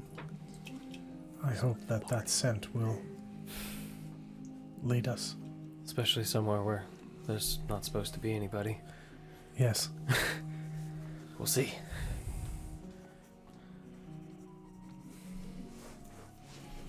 Do you know which way the hallway is that we shouldn't go down? Yes. When you land out from the alcove, it would be in the southeast corner of the room. Those are the halls of consecration. Hall of Consecration. Nope. A big no. Just wrote it in there. Nope. So you said that was the northeast? Southeast. Southeast. Halls of Consummation, you said? Consecration. That's what We're I not said. fucking. Certain Sounds like ritualistic somewhere Nesgrim wants to go. Like, the halls of fucking? No. To be fair, there were sacrifices when he was born. Absolutely. Consecration. Mm-hmm. If there ever was a hallway that Nesgrim would want to go down. I started to write Halls of Concentration. Apparently, it just will not Concentrate, we're killing you. It just won't stick in my head. The Hall man. of Consultation. Hall of Proclamation. The Hall of Constipation. I do not know if we all want to go down together. Is it like real tight? It would be pretty tight, yeah. I'll kind of like just step back away from the elevator and just You'll breathe take in the second room. round? I'll nod. All right, who's going down with me? I'll go. On the first one? Yep. I'll go. I'll limber up a little bit and get my silver blade ready. Carolyn would volunteer, and therefore so would Goran. So first group would be... Vorst, Nesgrim, Yalumlo, Carolyn, Goran. I'm gonna go ahead and take some salt out of my component pouch and go ahead and hit my blade real quick. I'll get my sword ready as well. I guess we're all doing it. Pulling out my hammer. You just whip it out when everybody else does. Hey guys! You ready for the Hall of Consummation? You're also sure cocking it. What's going on? Well, we're all doing that. I'm out here Pooh Bearing it. What do you want?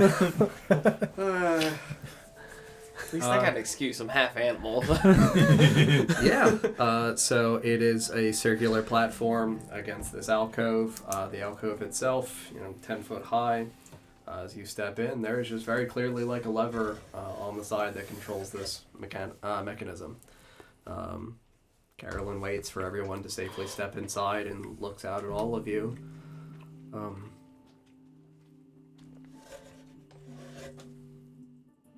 When I bring them down to the ground level, I will reascend. All right. And bring the rest of you down. Thank you. I'm gonna take light off my shield before we go down. I'll look at Rirda and take care of him. Yeah. Alright. No problem. Hey, no. What's up, baby? They have kneecaps now. No, I never saw nobody up here. All right. Take me out to dinner. Does Rick look more full to you? You need some pasta? It's like looking at Felix just drooling, like, ugh. You got some cream in your teeth. Right. Yeah. Carolyn pulls the lever, and it is only about a 30-second slow, methodical journey. You guys can wave goodbye as it, seals and closes, and then remains open behind. You guys descend about 30 seconds. You go down about 300 feet. Pretty sizable distance to be able to go down here. And as it concludes, it is effectively as described. You are in the southern wall. The alcove very quickly juts out. There's effectively no landing. As accurately described again, another glorious, beautiful, pristine white marble floor, central pillar supporting the ceiling. No mosaics or decorations in here. But you can see for each one of these extending hallways out, each of them has markings along the adorned kind of half-domed arch. I'm going to be able to read what the markings say. Not you. They are clearly written in Infernal. Oh, good. Okay. How about me? They look like they're kind of elvish. So Tell me what this totally elven language in says. elven adjacent, it is the southeast is the one that was described to you as Consecration.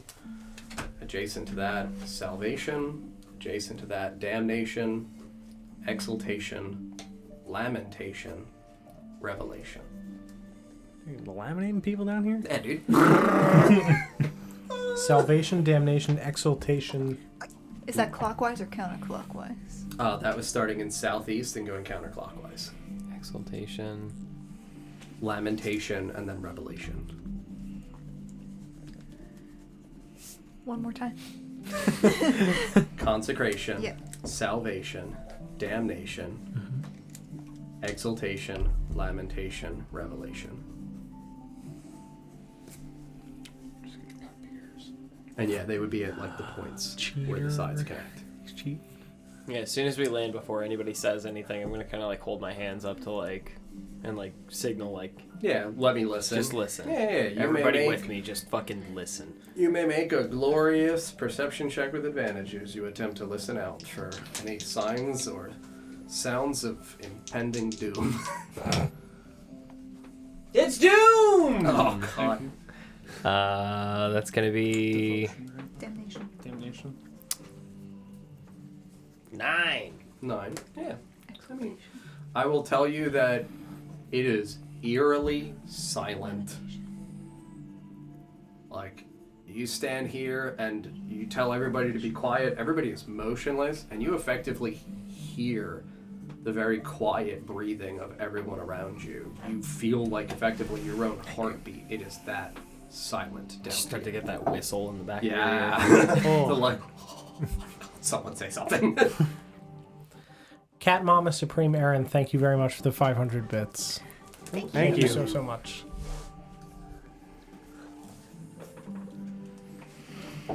I'll point up to the Yeah, the the words spooky on the writings. ceiling Yep. and nudge Yellow.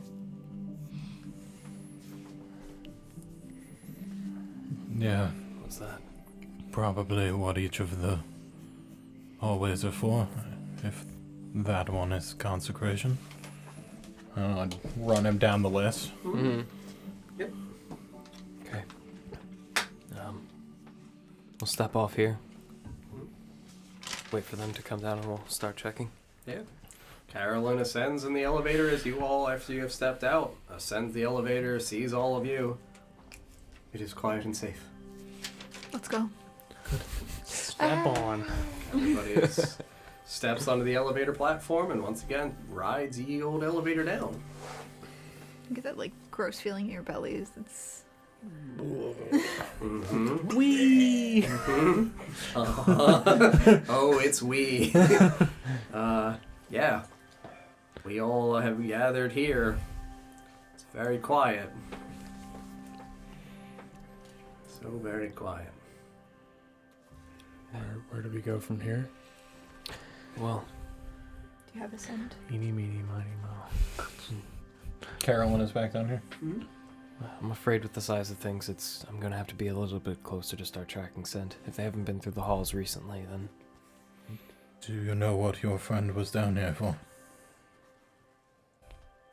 She had previously escaped, liberated herself, and, well, they caught her and want to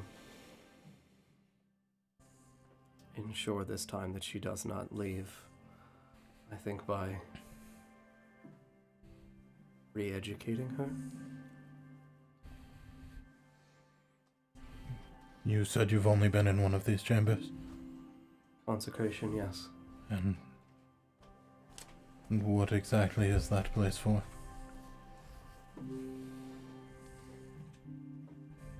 There have been times where another sister has been disobedient, has run her course and no longer serves purpose, and is offered to the other sisters that we may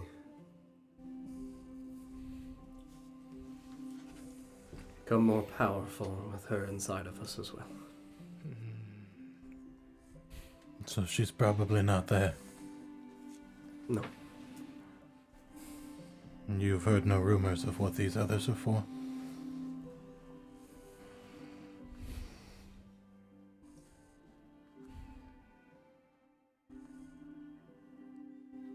I know that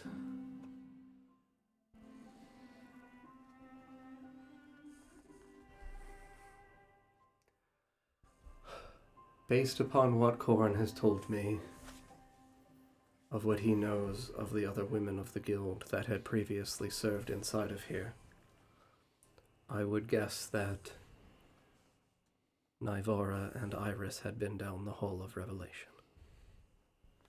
So probably not that one either. Probably not, no. I was going to suggest. I was also going to suggest Revelation as well. No. If they're keeping her prisoner here, it would seem almost like they were damning her. I would guess salvation. Or maybe I have only lamentation. heard damnation spoken of. Not in relation to sisters, but in relation to people that have been brought down here to be utilized as best as they can in the production of bloodberries and then sent off.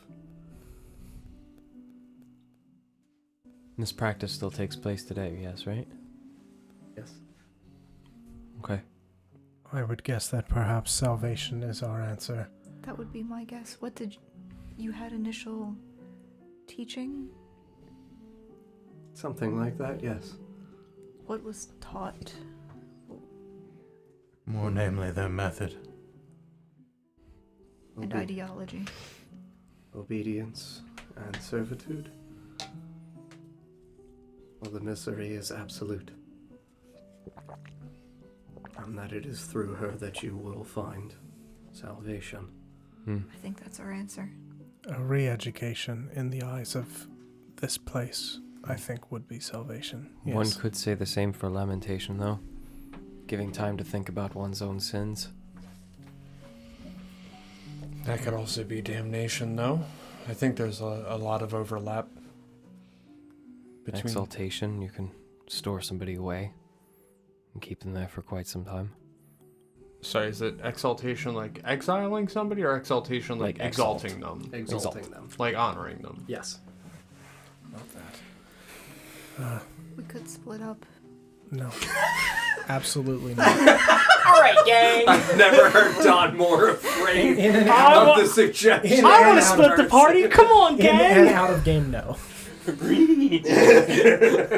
think we should. I mean, you can... Scoob, you're with me. But we also got Scrappy do with us, too! Let's go, Scrappy! Let me handle We have no way of notifying the other party members if we should split. If we run into something when saving this friend, the others will be trapped down another hallway, unable to get back to us. We need to make a decision and stick together, right or wrong. I think Ritora is correct. Salvation is our best bet. We will know as we get closer with the scent. I also vote for salvation. You are beyond safe. That's not in character. Oh, so you're saying it's a DJ the person! I am. Alright, let's grill Dawn. No, you're not wrong. You're not wrong. Time to there. roast Dawn. Yeah, I will tell you that the hallways are only about, 8-ish feet wide, so you can go 2 by 2. It would be kind of like shoulder to shoulder. Meethier, you want to be up front with me? I could use your eyes. Sure.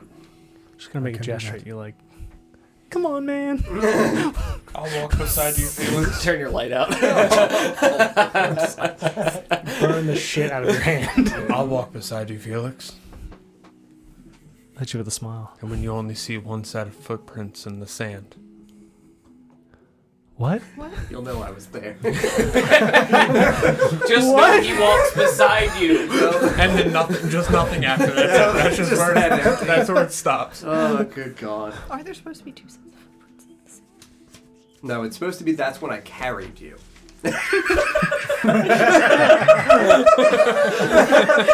He's gonna pick you up. I'll walk with Nesgrim, Yeah, whatever. I will say that Corin and Carolyn, because she knows who the fuck she is, she's like, I should also be towards the front. That's probably not a bad idea. Mm-hmm. Just have Rear to scooch up behind everybody else. Yeah, I'll bring up the rear. Like the pack leader. Duh. Hey. Yeah, that's why they named me that. Is that why they named you that? Yeah. Because he brings up the rear. Duh. Yeah. They knew that even when I was a little boy. Huh. I wish he was lying. Yeah. Alright, well, let's go seek salvation. Beyond saving. And this time it wasn't a character. I mean, same though. You know, we're kind of like brothers like that. We're damned boys. I like it. Yeah, it's me and you. Yeah. In the reader's mind, I'm going to be like, you're damned. We should get that tattooed. Where are you? It's me, Reardon. It's been a while since we last talked. Yeah, right? Oh my god. The damned boys. Mm-hmm. How about the damned dudes? Sure, dude. Whatever you want. Those damn dude That boys. sounds less cool. Yep. Does it? Yeah. Stick with the damned guys then. Boys. You're You're out of the club. 50-year-old man That's calling for yourself a short-term boy. memory. The damnation fellas. Do you have an opening? Yeah. All right. Me and you, buddy. Finger gun. We're the damned boys now. Why not just be the damned? No, you do whatever you want now. I don't care. He literally can't be. I'm gonna look Nesgrim dead in his eyes. You can't sit with us. We go back to Arthur's. You have to go to the other table. And on Wednesdays we wear green. Oh my god. Yeah, so we begin walking down the Hall of Salvation. Which I will tell you that after about 30 to 40 feet of going down quietly in this hallway, everybody very carefully and silently moving to the best of their abilities, you see that on either side, mirroring each other, are large wooden doors in what would classically be the obvious like prisoner doors, where it's got the little flap on the bottom for eating meals in, and the top for a little window with bars. It's where you eat the meat. At their feet. I will tell you that as you begin walking down this hallway, you are, smell man. Smell man. I'm smelling. Yeah. You in the distance would begin to get the faint odor of fir trees. En route, it would smell like shit and body odor and Shit trees. Shit trees. really, not really huffing that not in. good stuff. Like there's I'm trying to smell definitely past it. probably like dead people or dying people in these behind these doors. Like not a good time. Yeah, I'll signal to Ether like Further in. we're good. Yeah, keep going. Yep. All right. Yeah. I will tell you that every 15 feet or so, there is another set of cells on either side. And after like 6 sets of cells, so going down this hallway like 100+ feet approximately, you would reach a doorway that would definitively smell of fir trees. None of these doors are marked, obviously. They're literally all the same door. I'll There's put no a hand up distinguishing and feature. kind of lean over my shoulder to Mhm. Carolyn. Mm-hmm. What do they look like?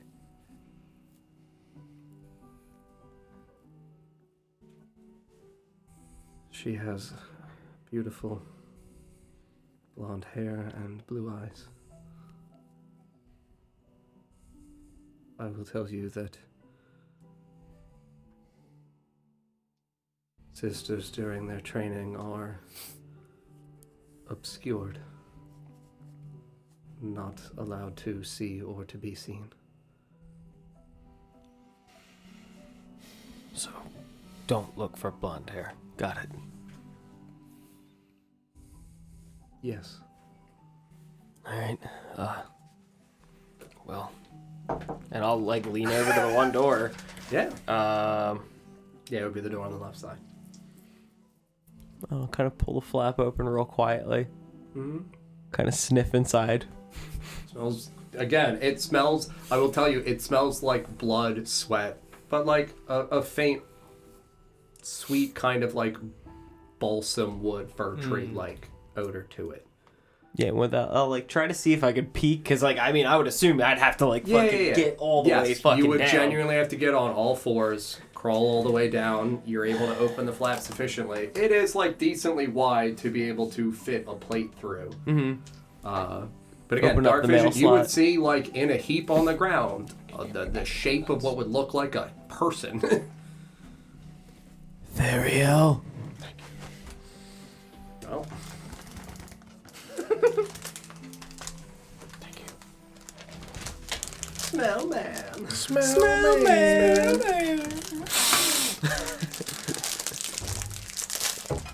Just right under the microphone, DJ. Oh, my ears. Oh yeah, the Oh, ASMR. not great ASMR. Who dat? Who the fuck are you? Howdy. There's your snacks in here.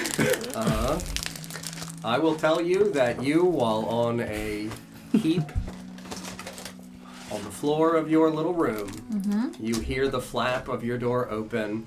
It does not feel like it is one of the times in which you are... Usually visited. Yes. And you would hear a strange, gruff male voice mutter out in like a pretty hoarse whisper. If you would like to, after you drink, Glenn, do it again. Hey, yo! Bibbidi bop! Theriel. Scutter into the corner. Just bring my hands up to my face. Mm-hmm. Hello. Is it her? Psst.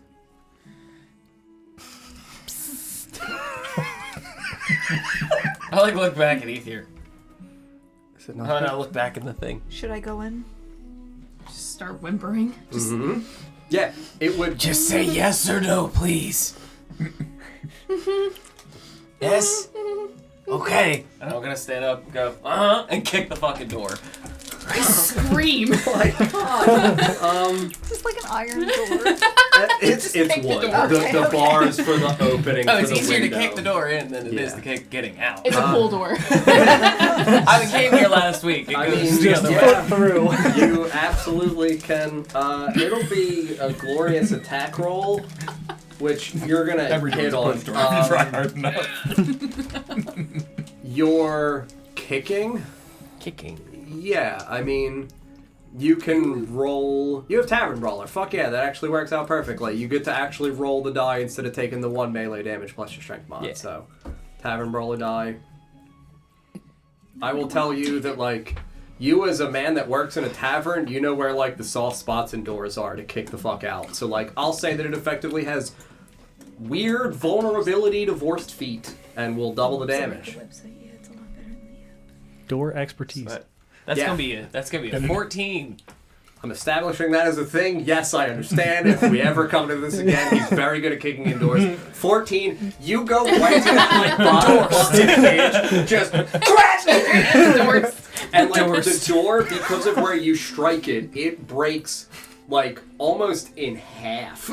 Where like you crack out like the hinge and it splits the wood across the framing for where the bar is. So like that upper hinge and that top part of the door is still affixed, but the rest of that door like cracks, goes in and out at an angle to the opposite side of where you are, cracks against the wall, and she's dead. So yeah, I look back at each just shake my head and then just like fucking crow hop and kick the fucking door in. Second character killed by a door. How do you say my first line? And then, I've already died. as soon as the door opens, Yeah. I'll stand aside and look at Carolyn and like, go.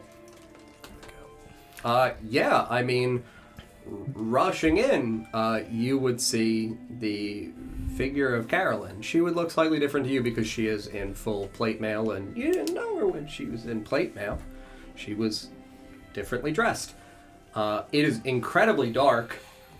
You do have dark vision, so does she. So, like, she sees a figure on the ground in a heap, and she would absolutely, like, rush in and effectively, like, slide towards you on her knees and, like, hold out her arms to embrace you. Ariel. I just slowly, tentatively put my hand out to try and touch to see if she's corporeal. Mm-hmm. Yeah, as you elevate your hand ever so slightly, timidly beginning to shake, she would wrap her hand around yours and, like, calmingly press her hands against the back of your hand and bring it to her cheek. We are here. They did it. They killed me. I'm dead. You're here. I'm dead. We've been dead a long time, dear. They finally did it. No more suffering. Carolyn. We can go home. Pull her in for a great big hug and just Yeah. start sobbing into her shoulder. Absolutely. I will tell you that effectively hearing this, Corin as well would appear in the door frame. He would Filled the door frame. like push the weird flap. That's like it would be like at his chin. Hello. Is he impressed? Was he impressed? Oh yeah, no, 100%. He would like as he's walking behind, like pat you on the back. That was fucking hot. Move the door open. Did you see that guy? Oh yeah, you're here. It's good to see you. I just whisper to Carolyn, Corin's here too. We all came for you, yes. You're all dead? Oh no, this wasn't supposed to happen like this. Oh, I died first. Technically. No, actually, Carolyn died first. No, technically, you died. This is a strange daisy chain, isn't it? I like look around. I look at Yaluma first, and I'm like, wait. I'm gonna and poke my head in. It's like technically we're all on our way out. Keep like your peepers open the other way. Yeah.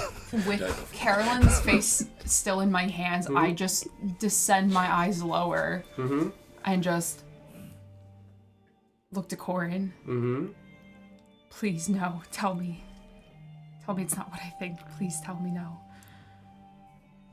It has been this way for some time. What of the child? We found her. Thankfully. It took a long time. Is she dead too? No. She thankfully was born normal. Well, long story. But this strange elven man out here was... I'll grab Ether and move him into the Yep. door. willing to save her. And she is safe now. I look at Ether, just... Mm-hmm. And he's dead too? Oh no, he's They've all died! No, What no. has happened? No, he's alive. Like I said, But you- on our way out. We're as we were, We're here. as we have been changed to be. Yes, still. I lower my hands down and just like peer at my hands and just Mm-hmm. tuck them underneath my clothes. Mm-hmm. What are we?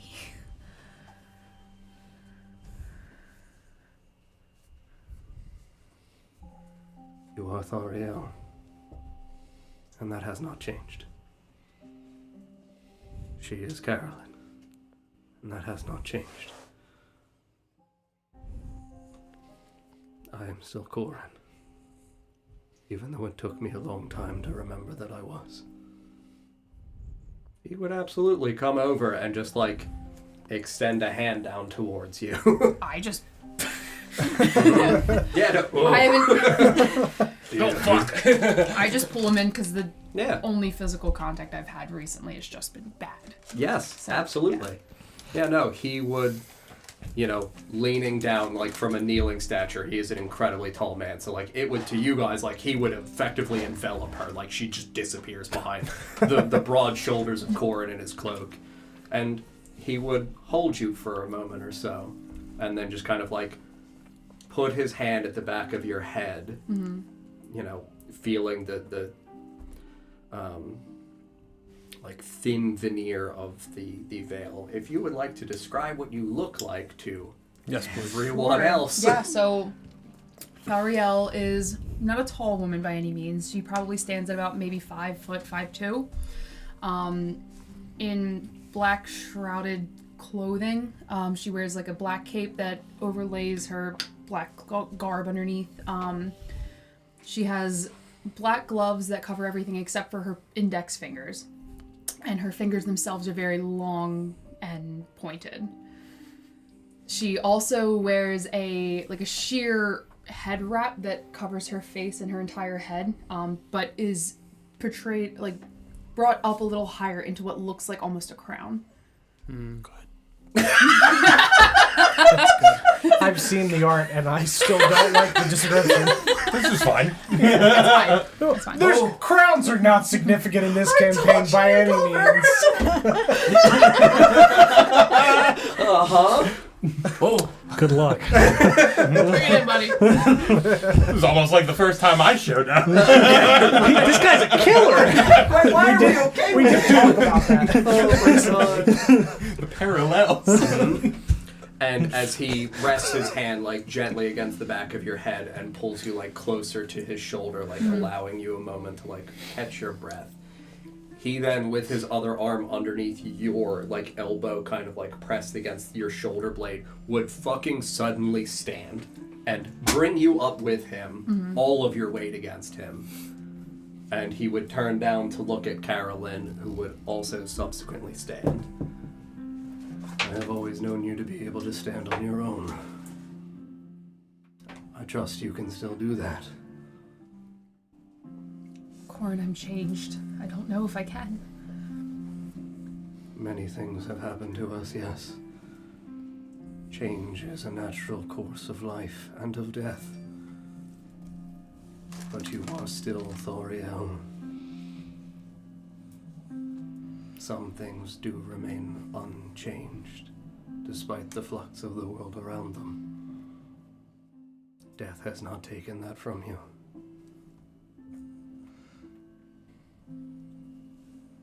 I will try. You will succeed, as you have always done. And he would release you and turn to Carolyn and just kind of like smile down at her peacefully for a moment. It is good to see family again, is it not? She would just kind of look up at him and smile weakly and nod and just... We can never forget the ones we love. And she would look back at you and hold her hand out once more. Yeah, I just grab her hand and keep it close to me. Yep, and she would turn and begin to lead you out of the cell. Time to go. I would Go. pray that it be time to go. Let's hang out for a minute. Let's just open some of these other doors, see what we have. Yeah, I was actually going to suggest that. Goddamn. Should we set others free? I'll look to, I guess, Catherine. Or, excuse me, Carolyn. Carolyn. She would look and just kind of say, I have no idea what is behind any of these doors. It might not actually just be people. Just creep to I guess, the door across the hall. Yeah, absolutely. I swear to God. Oh, man. Right in the eye. Is anything... It's one of the monks. Is anything lit in here? It's my torch, which You would still be have your behind my torch. head, yeah. Okay, so like... So I'm like, I lean down and just... Okay, so would you be leaning down towards the meat flap, or would you be looking into the floor? Yeah, if there's bars. If there's bars. You what? You don't mean flaps. Yeah, if there's just bars. I'm just like, Well, well, Does Should sound my like meat that flap when I please say. respond? Yes. Yikes. Torch behind you, silhouetting you, you would look into the bars, it would cascade light down in front of you. I will tell you that inside of this room, slightly illuminated by the cascading light, you would see on all fours a very, like, dirty, gruff-looking man with shaggy, like, greasy black hair, a, like, big bald spot on the, like, crook of his head, and he would be on all fours, aggressively chewing on a bone in front of him, like sucking on the like fucking head of like the femur, just like like that? yeah. I'll walk away. I'll just look at her. It's time to go. I will say that like He chews too loud. We he can't. feels the light Oh, good. from your torch and just like gnawing on the bone on all fours, feels the light and just like very swiftly, suddenly, almost imperceivably, like he vanishes from your sight, just grabs the bone with two hands and scurries back and pushes his back against the wall, like legs out in front of him, holding himself almost aloft, like if you were to try to do like stands against the wall. Like a wall squat? Yeah, doing a fucking wall squat, holding the bone aloft in front of him like a fucking weapon. I'll just turn. Let's go. Can we save anybody? God! Oh, no! No, he can't be saved. Maybe another time. We'll send somebody. We'll come back for you! I think releasing anyone we don't intend to take with us would doom them. Yes, I would agree. Since they're doomed either way. I am not a man. Who should go?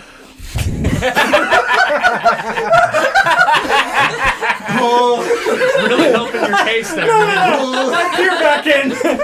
What? Do it. I am not a man. I'll just gesture like this. You'll see the silhouette of like, yeah, more. I am a beast. I just seeing him at the door, just elongated fingers against his shoulder, just You're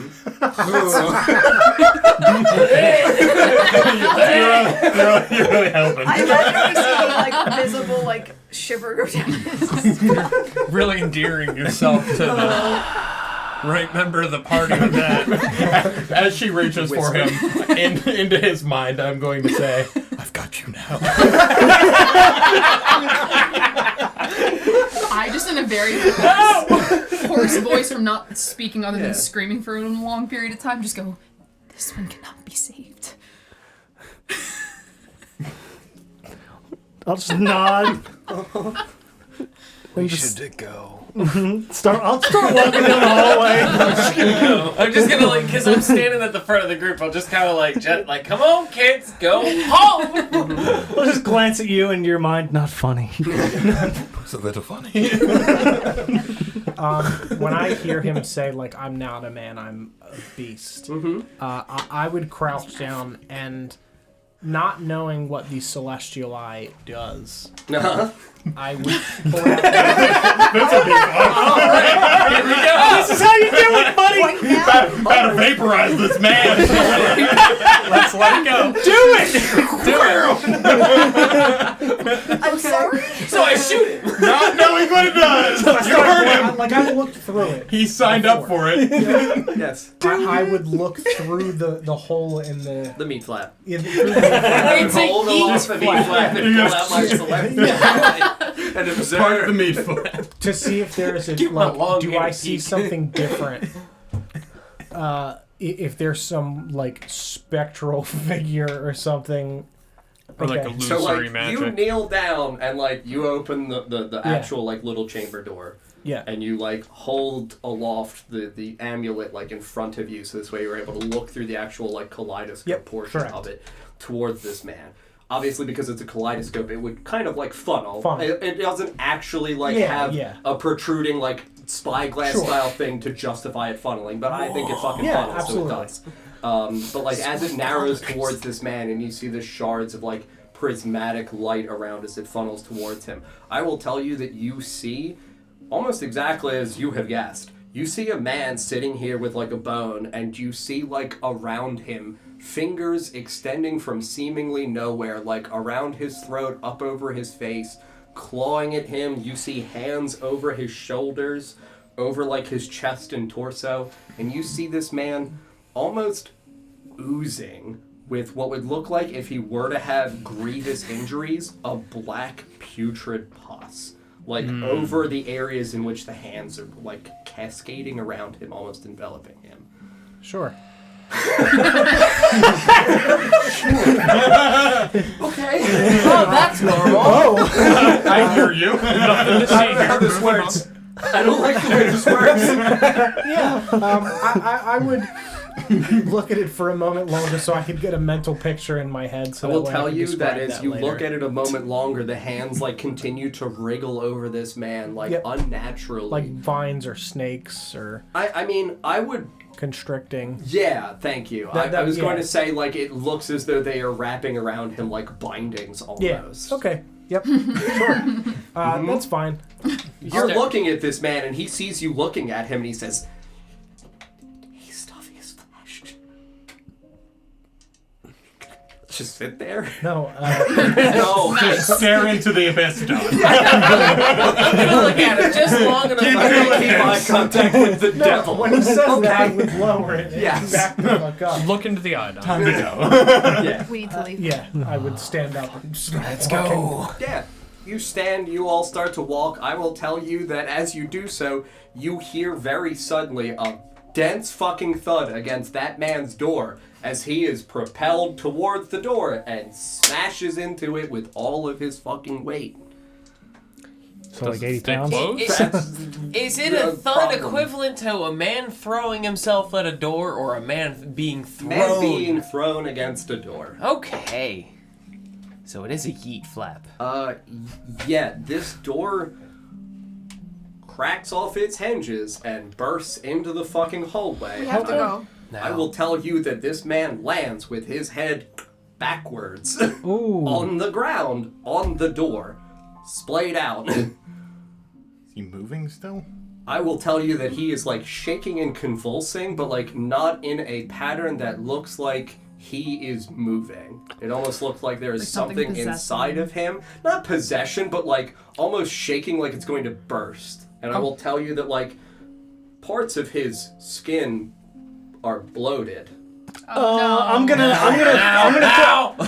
You're not still holding on my shoulder, are you? No. Okay, good. I'm gonna throw my torch at him, just I'm grabbing trying to him here. set him ablaze. Ignite him. Grabbing him Sure. here by the collar and just Okay. like throwing him into the back of the group. Yep. Yeah. Yeet torch. Yeet, and then I'm gonna look at Carolyn. We're going. Fire is good. Fire's always good. I can't see. Oh God. Yeah. I got Sorry. Throws you over her shoulder. Fireman's carrying. Just like holds your ass. I'll cast light on my shield. Getting grabby. Sorry. We should go. It's been a day. I'll get them going and grab more of that salt out of my component pouch, sprinkle it across the hallway real quick. Just hastily throwing it Behind across. you? Yeah, as Okay. I'm running backwards. Yeah, just yeah. throwing it If on you're the like, ground. I have to make sure that Reard is in front of you again because I don't Yeah, want to no, lose Reard. he's back. Yes. So he's at the front Yep. now because we Yeah. just sort of We about inverted. faced and went. Correct. Okay. I'm gonna also. You stay back there, buddy. It's hot. If you'll allow out of initiative, Yeah. cast Entangle Yeah. on the ground behind us as Yeah. we're heading down this. Yeah, I will tell you that you guys begin scurrying as swiftly as possible. Yeah. You know, that man's body continues to like shake, convulse. It gets ignited because torch, as does the wooden door that is beneath him. So, you know, just a glorious, swift inferno. Just- Burn it with fire. yeah, fire is always good. And as you begin like scurrying through the hallways, all of the other doors, you start to hear a cacophony of different sounds behind a bunch of doors because a ruckus has been made. And it's toasty down here now. Run. Well, getting toasty. There's smoke billowing along the heights of the ceiling. It is a marble area, so like obviously only the man in the door will burn. It's mostly marble down yeah, here. like Okay. it's not gonna just like ignite everything. Did it? I guess I didn't do a check, but did it feel similar to? It would have felt the same down here. Okay. Yes. But yeah, no. Obviously, it's not gonna like ignite everything. This isn't gonna be like, oh my god, everything down here burns. No, it's just gonna be real smoky and gross. Yes, but like creatures smell ash and smoke and are like like panicking, beginning to bang against their own doors as you guys are now running by them. Absolutely weird things start to protrude out of different doors. Like you run by a door and it's like a pair of like gnarled, barky, like Yep, just hit that with a gray quarterstaff as I'm fucking being like Can we save these people? Right, that guy broke his neck. Fuck him. Yeah, you crack these fingers, and like I'll tell you, you guys are running back towards the opening to where you guys came in through, Yeah, and it's like fucking chaos is effectively ensuing. I would have leapt on Rearda's back again and cast light on his head. Oh, good boy. Nazgrim, you got a light Rudolph. for the my quarterstaff? Sure. And I'll move it to his quarterstaff. Yep. Perfect. So we got multiple sources of light, and we are running back to the marvelous atrium. Yeah, we make a fuckload of noise. We do have multiple like heavily armored people that are not in Mithril, so like Carolyn and Corin are making a fuckload of noise. I think you have Mithril. Yeah. Oh no, I do have the muffled leather, or I do have muffled. Yeah, armor. yeah, Excuse me? I have muff leather. roll. I said muffled. You said muff leather. You have mithril. Definitely said muff leather. I said muffled leather. You said muff leather. Buffled. It's buffled. Okay. Yeah, so I mean, it's absolutely fucking like chaos as we are running back through the hallway 2x2. Yeah, I do have mithril sprint. Yeah. By the way. The There's- splint. Again, I said fuckload and then it censored fucking. Everybody knows fuckload is fine. That's a unit of measurement. It's not a swear word. so the back of the order would be Vorst. Hi. I'd probably be at the back with Vorst. Hello. Okay. And wherever Carolyn is. Yeah, Carolyn's in Corin, front of Floriel me. would be towards like the middle. Okay. Yeah, I mean, Sarah, would you like to be odds or evens? Even. Alrighty. Alrighty, I'm sorry, Vorst. Bring it. Sorry. Man, Bring it. I mean, it's more the I was gonna say displeasure, but I won't lie to myself. The pleasure. Nah, have fun. Have fun. This is your time back now, Yeah, too. right. Like I want to also have fun, and I know my fun. You guys are all running. Obviously, the smoke is billowing behind you. It's pretty sudden and dense. Like it's not a huge hallway. It's not tall, so like it starts billowing. The things start like absolutely aggressively lashing out from what they are trapped behind. I will tell you that as you are running through this hallway, as you get past one of the doors, like a couple of your friends are right in front of you, out from one of these doors, it isn't that it is like a physical thing that touches you. It's that you hear a voice and a chill like whisper, almost like a breath of opening a door and a rush of fucking cold. You move like literally parallel to this door, well, perpendicular. You move in line with this door and you feel this rush and you hear a voice almost like a distant faded whisper just mutter out to you, and it hits you with this intensity across your face and your cheek, and it just says, "Don't leave me. Don't leave me." I'm going to ask you to make a charisma saving throw. I'm really good at that. Is this Charisma. A charm, yes. You get I'm very, very good You at get these. advantage because you're next to me. Thankfully, Retortus. Oh. Still really good at these. God, dude, it's fun. I'm actually okay at this. It's gonna be a 15. Yeah. I will tell you that, like, this chilling voice strikes you and you pause for a moment, like, literally a split second. And genuinely, because, like, Ritora is right here next to you, and after all of the things that you guys have been through and suffered, and every ounce of you wants to halt, but you see Ritora take a step in front of you, and genuinely you follow. You keep running. As I go, I'm gonna stick my sword out to mark the wall. Okay, like Past that to try to cell. scratch it? Yeah. Mm-hmm. Absolutely. Yeah, you guys dashing, you get back to the atrium literally in what would effectively be 2 rounds worth of combat. You guys arrive back into the hexagonal room. You see the alcove on the opposite side. You see the low-hanging platform for the elevator. No one here, nothing moving. Smoke billowing out behind you. And I will tell you, like, it is now touching the opening for the atrium as you guys are, like, all rushing into the opening yourselves. I'm gonna reach into my bag and pull out one of my unlit torches. Mm-hmm.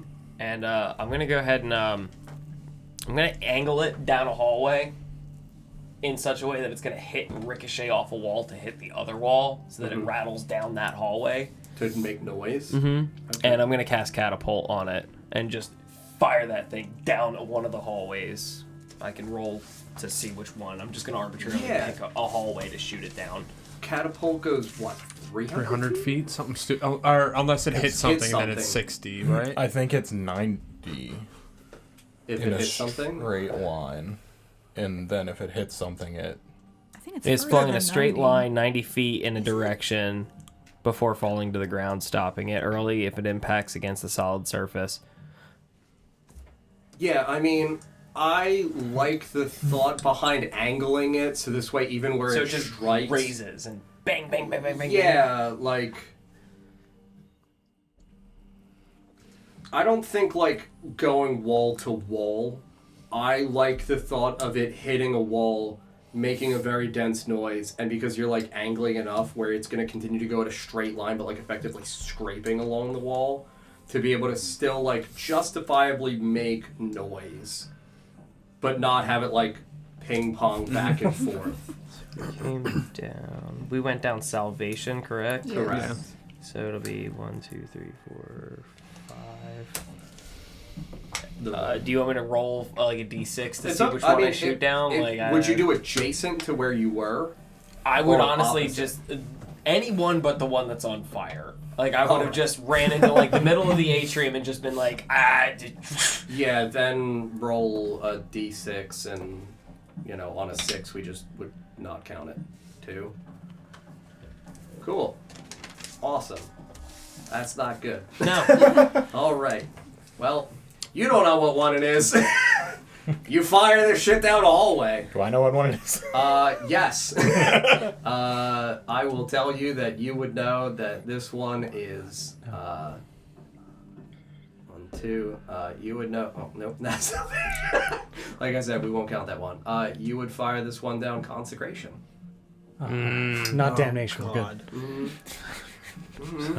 All of us at once this time, I think. Can we fit? Is there enough room? It doesn't matter. It was a very tight squeeze. You added one person, but she's like pretty short.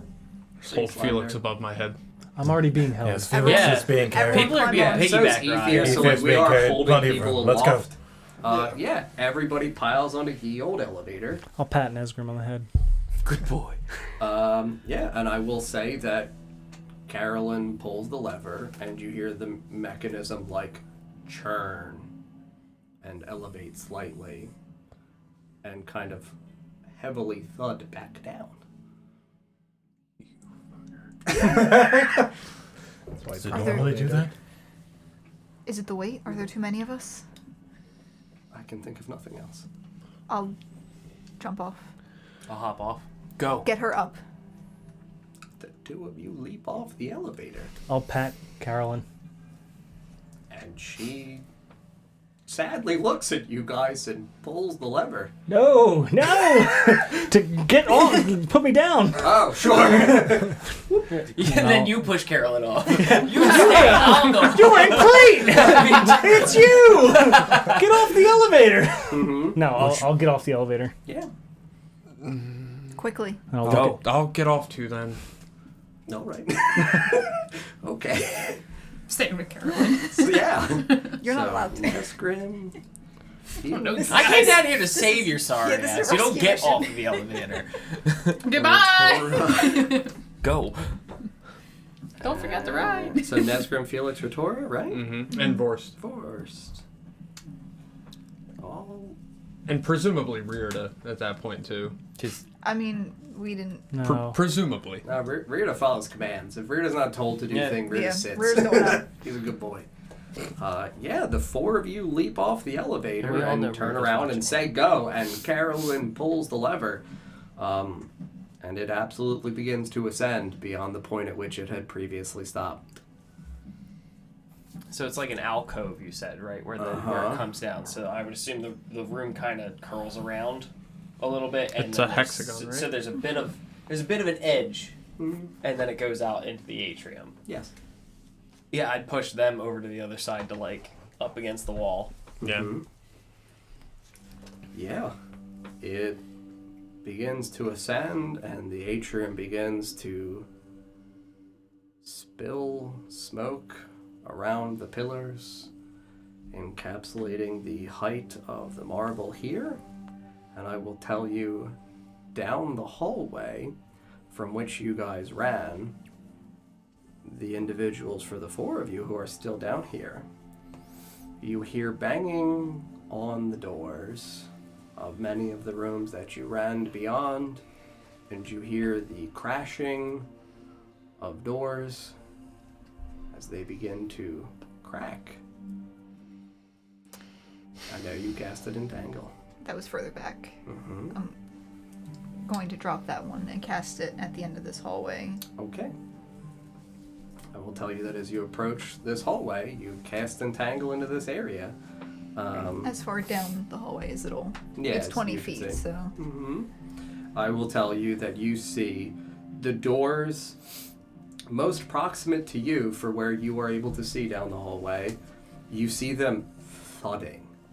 Like, obviously from blunt force on the opposite sides. These people think they're gonna die. Mm-hmm. Like, despite the agony that they have suffered, whatever it is that they are and have become, they're still going to do everything they possibly can to break these doors and get the fuck out. You cast Entangle. What were you gonna ask? I'm gonna walk over and in front of where Vittoria casted Entangle, I'm just gonna throw some caltrops on the ground. Okay. Absolutely.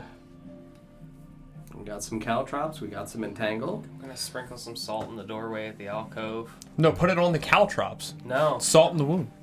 There might be people down here, dude. It'll still burn like hell. People can walk through. They're guilty. They might be innocent. For those of Just you come here. riding the elevator, I will tell you that you arrive safely once more back up the antechamber. Nothing has changed up here. It is still the same area. Corin and Carolyn swiftly step off, pulling you off of the elevator itself.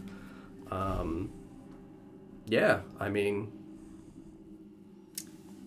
Rearda just kind of stands on the elevator. I'll go get him. I'll go. You got leggies. My legs are fine. I'm literally holding you. Put me down. Puts you down outside the elevator. He doesn't like to listen in these scenarios. We need to do this quickly. Let him go. All right, go. Rearda brings up the rear. I'm aware of the rotation of when people start to make their rounds downstairs, right? Mm-hmm. Felt like you were gonna get beat real soon.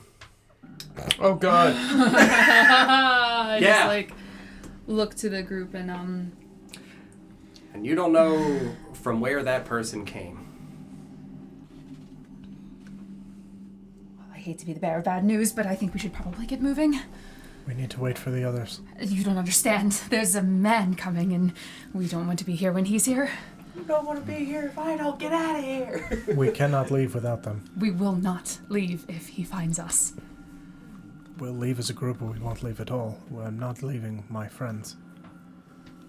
We need to move quickly. Of course. Smoke continues to billow and fill the atrium. You guys continue to hear the pounding of doors. It sounds like in the distance, some of those doors absolutely crack after a moment or so. Elevator comes back down, and you guys see Rearda. Hang on. We're going. Let's go. Yeah. Up. Climb on. Right back up. Yep. You guys Run on. rush onto the elevator, and I will tell you that as you guys are running from, well, no, y'all was not down here. You would not know. Which hallway? He pointed them out, didn't he?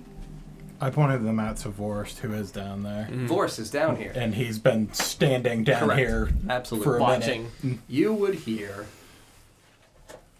down from the hallway of exaltation heavy plate covered boots stomping slowly and like a faint kind of like appropriately low whistling sound as this person just is walking in this direction just complacently.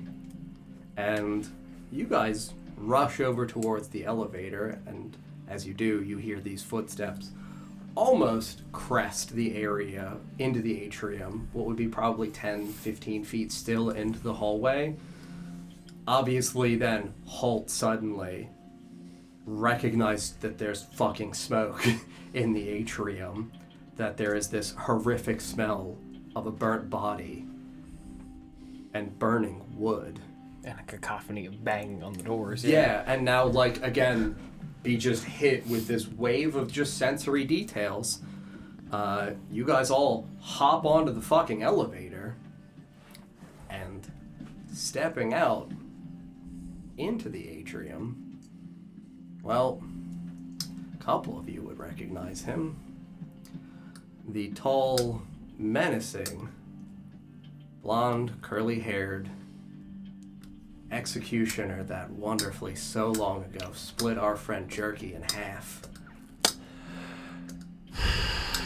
And he pauses as you guys, just begin to leave his sight as the elevator ascends, and just halts his whistling. Everybody pays in Oshuamp. Your feet disappear and you hear him just mutter calmly, I'll be paying you a visit. Would I not have time for an action? You would.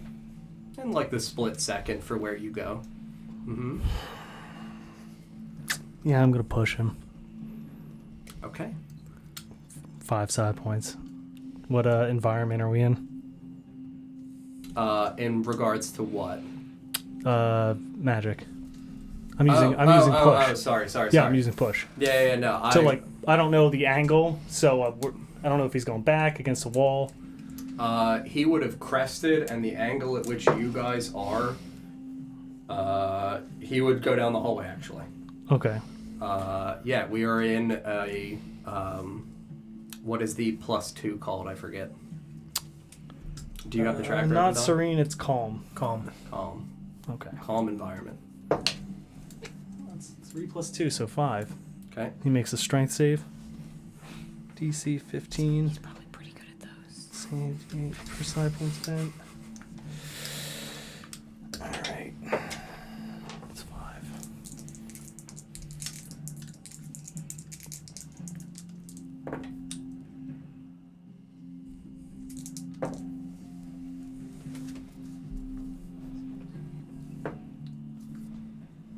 It's a lot of rolling.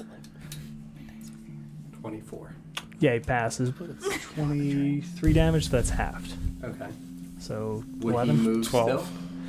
I don't believe he does. No, let me see.